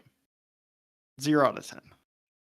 I disagree. I mean, obviously you can map build weird, but I think that you shouldn't be doing that anyways. Having like a hilariously gymongous forest in the middle of the map has always been like kind of objectively dumb.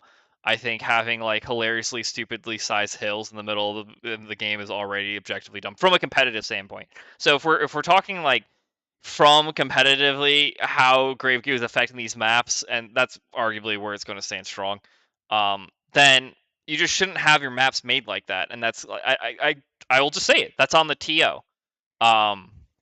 They're not conducive, I think, to a competitive game in the first place. So them being able to then be like abused by Grave Goo is like, well, they're just being abused by other things. And now, don't get me wrong, Grave Goo, and yes, now Seamus,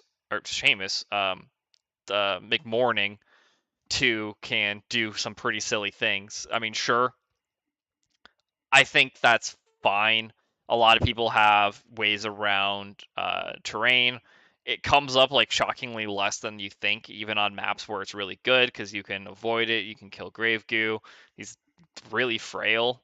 So I get what you're saying. I think that's generally on the TO more so than on Grave Goo being like a problem. Even how they tell you how you should make terrain doesn't mean like put like massive ungodly river that encircles your whole entire map without any breaking points for it. So, oh yeah, base as well. So, I don't know. That's my opinion. I think Gravekey working this way is fun. I don't know. Like it's if this was still in the high life of Ivan, it would probably be more of a problem. But Ivan's Or less dead. of a problem because it would shit on Ivan, but No, what? It doesn't because do. you get to just walk into Ivan's stuff and do damage to Ivan, Yeah, so in the Ivan mirror matches, it's or just hilarious. explorers versus Ivan. It's Whatever, true. it's fine. Any explorer can hire Grave Goo. But you're As playing is non-Ivan. evident by the fact that Ivan is hiring Grave Goo. You're playing Ivan. You're playing other explorer masters when Ivan was a good master. Lamau. Yeah, because Nexus was a good master then. That's true. That's a fair point. Yeah, no, it's a change. I don't know. It's perfectly fun. I don't think it's going to come up that much. It just means that maybe you don't activate Vent Steam when you're playing Mei Fang versus Grave Goo. What if they obey you too? That's hilarious. What good obeys do you have? Nagatoro? Yeah, pretty much just him, right? Will of Cadmus? I don't know. I don't think that can obey. No, it cannot. I Yeah, I don't know. assume this means Jackdaw's hazardous curses would then harm Jackdaw models. Yeah, but what Jackdaw models care about hazardous terrain? Monty. This Oh, lets that's you funny. just eat the fuck out of Monty. That's hilarious. That is Which is hilarious. dumb. Don't curse the Grave Goo then. Don't curse the Grave That's Goo. a bad idea. No, but you don't need to curse the goo. The goo just needs to be neck within 3 of the model that is cursed. And then you extend out the hazardous, correct? Yeah. Dumb. I don't like it. Anything that hurts my boy is wrong. I don't think it's gonna come up much, but it's funny. I mean, no, like realistically, Jackdaw doesn't give a shit about your hazardous, but like, Oh, Tiri Monty. command construct, that would also work. Yeah, Yeah. there you go. There's some really cute ways to maybe get hazardous Grave Goo next to them, where they then just absolutely murder the guy with like a metal golem. Look, firstly, Metal Golem has never killed anyone in his life. That's Secondly, that's what Flush with Cash is for. Yeah, that's a lot of soul cents you're going to be donating to keep my boy alive. But I used to do it, and honestly, if you're doing it anyway, Tiri is a perfectly good one to bring him in. Yeah. And I mean, new Jezza's pretty decent. I'm not the biggest fan because the X's doesn't really have the card draw they want, but it's still decent. We're through the fact, we're through the errata. How do you guys want to wrap this up? What It is was late. your favorite change? And then I already gave our praise to pass token change, so I'm going to count that for all of your guys'. So I guess just like, what was your favorite change in this errata? Is there anything you didn't, anything that wasn't hit that you absolutely wanted to see hit? Well, my favorite change in the errata has probably got to be Bork. the dogs are funny. I don't know if they're my favorite change because I think they might be absolutely fucking broken, but we'll see. No, my favorite change is probably just whole not removing ski markers anymore. But after that, my favorite positive change has got to be Angel Eyes. Yeah. That model makes me excited to play Neverborn again. Yeah. Brian? I think the Damien change it. Like, I still think Damien's very good, but removing the majority of the like, why am I playing this game effects that he brought to the table is probably really good. And then fixing fraud, like doubling down on the like fraud sham not being just like fraud sham made me want to stop playing Malifaux straight up because it was just ridiculous. And I'm going to assume other people had that same response. So removing that is clearly good. And yet there were defenders of pass token generation. I mean, probably still are. Yeah. Got to find them. Because they're the people who play it. Like that's what someone...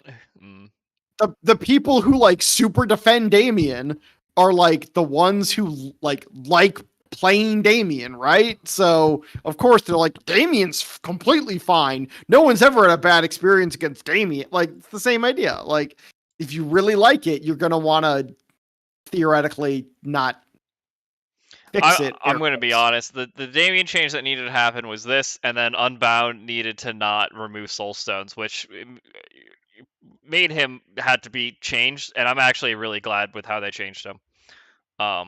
So as I feel like your making Damien him player, worse at what he was doing would have just made him like unplayable. Yeah. I think making him worse made him essentially unplayable. So the best way of doing it was just reworking him. And I honestly I'm excited to see the reworked version. I think it's pretty strong. And I think Beacon of that Ward is a pretty strong control effect. yeah, it's just everything he does is decently strong. Just good. He's still very good. Die Thou and Song is like just such a good attack action. Yeah, we didn't even talk about that, I don't think.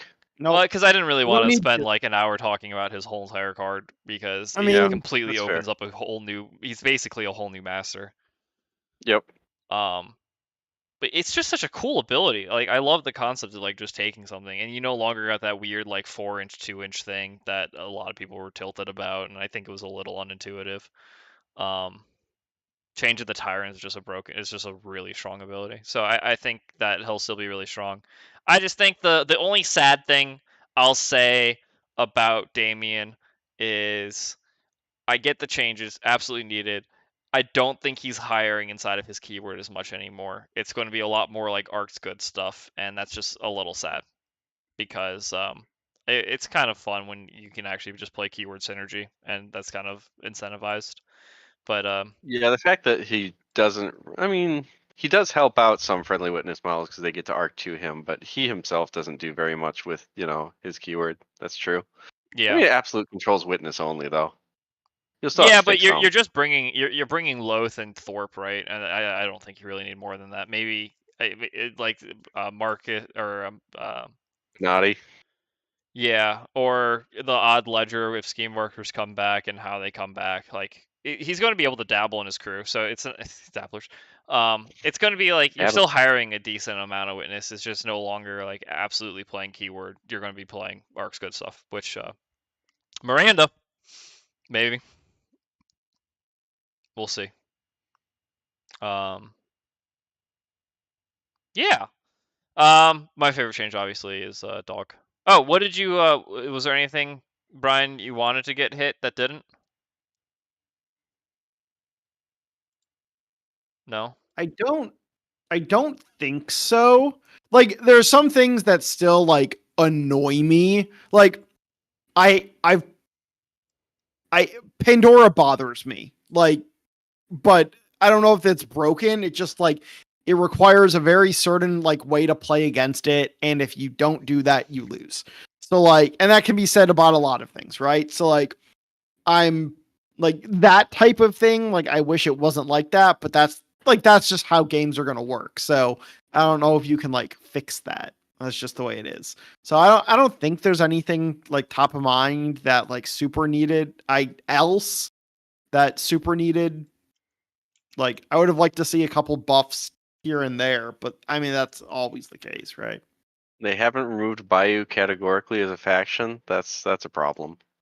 That's fair. And That's give us very back fair. old Terracotta Warriors because people are complaining they're too efficient. So just like flip them back. Give us the what was the action that Malifaux Child has? Give us that back. Yeah, totally fine. Yeah, but Malifaux Child's bad. Yeah, exactly. It's good in Thunders. Give us that. That it is. Yeah, that's classic Thunders. Take everything from elsewhere and it works. Just like you. That's it. Yeah. Yeah. My argument for the as someone who wants the 6+ tomes, my argument's going to be that 6+ crows is going to be a lot easier when I can draw like 23 cards in a turn. Oh, draw's bad for the game, Longton. Well, No, it's okay. it's It's card cycling, cycling. so you never go Oh, positive. that So makes it's sense then. actually kind of fair, which disgusting having a balanced game, but Pretty decent. Sounds Still a pretty great. absurd number you can get. What? Yeah, it is still a decently certain number, especially because using it mid-game is going to be a lot more relevant when you have multiple dogs on the board and you're actually just happy to be hitting things with the ability as well as your dogs having it. Only downside is they are ignored for it, so you don't get to fail the duels and then hurt people. Yeah, they thought about that one when they were making it. Yeah, but now you can just have 4 dogs next to a guy, and then if they fail your move 13 duel, which you can sometimes stagger people on, they just take 4, 5. So, decently spooky. Mm. 6 if you summon the Terratot as well. I'm excited to see if you can make that list work. I mean, I'll hate it if it does, but I'm excited to watch. Yeah, we'll find out. It would be good if Neverborn had a tools model, but not everyone can be outcast. They do. It's Guild Lawyer. You just have to play Lucius. Lamau. Yeah. So we hire this all in Lucius. Got it. It probably works. Sad face. On that note, we've been doing this now for like fucking hours. It's very nearly midnight. Yeah. All right. Yeah. I want to go to bed. We'll sign out here. Thanks for listening. See y'all. I hope you appreciated our objectively correct takes.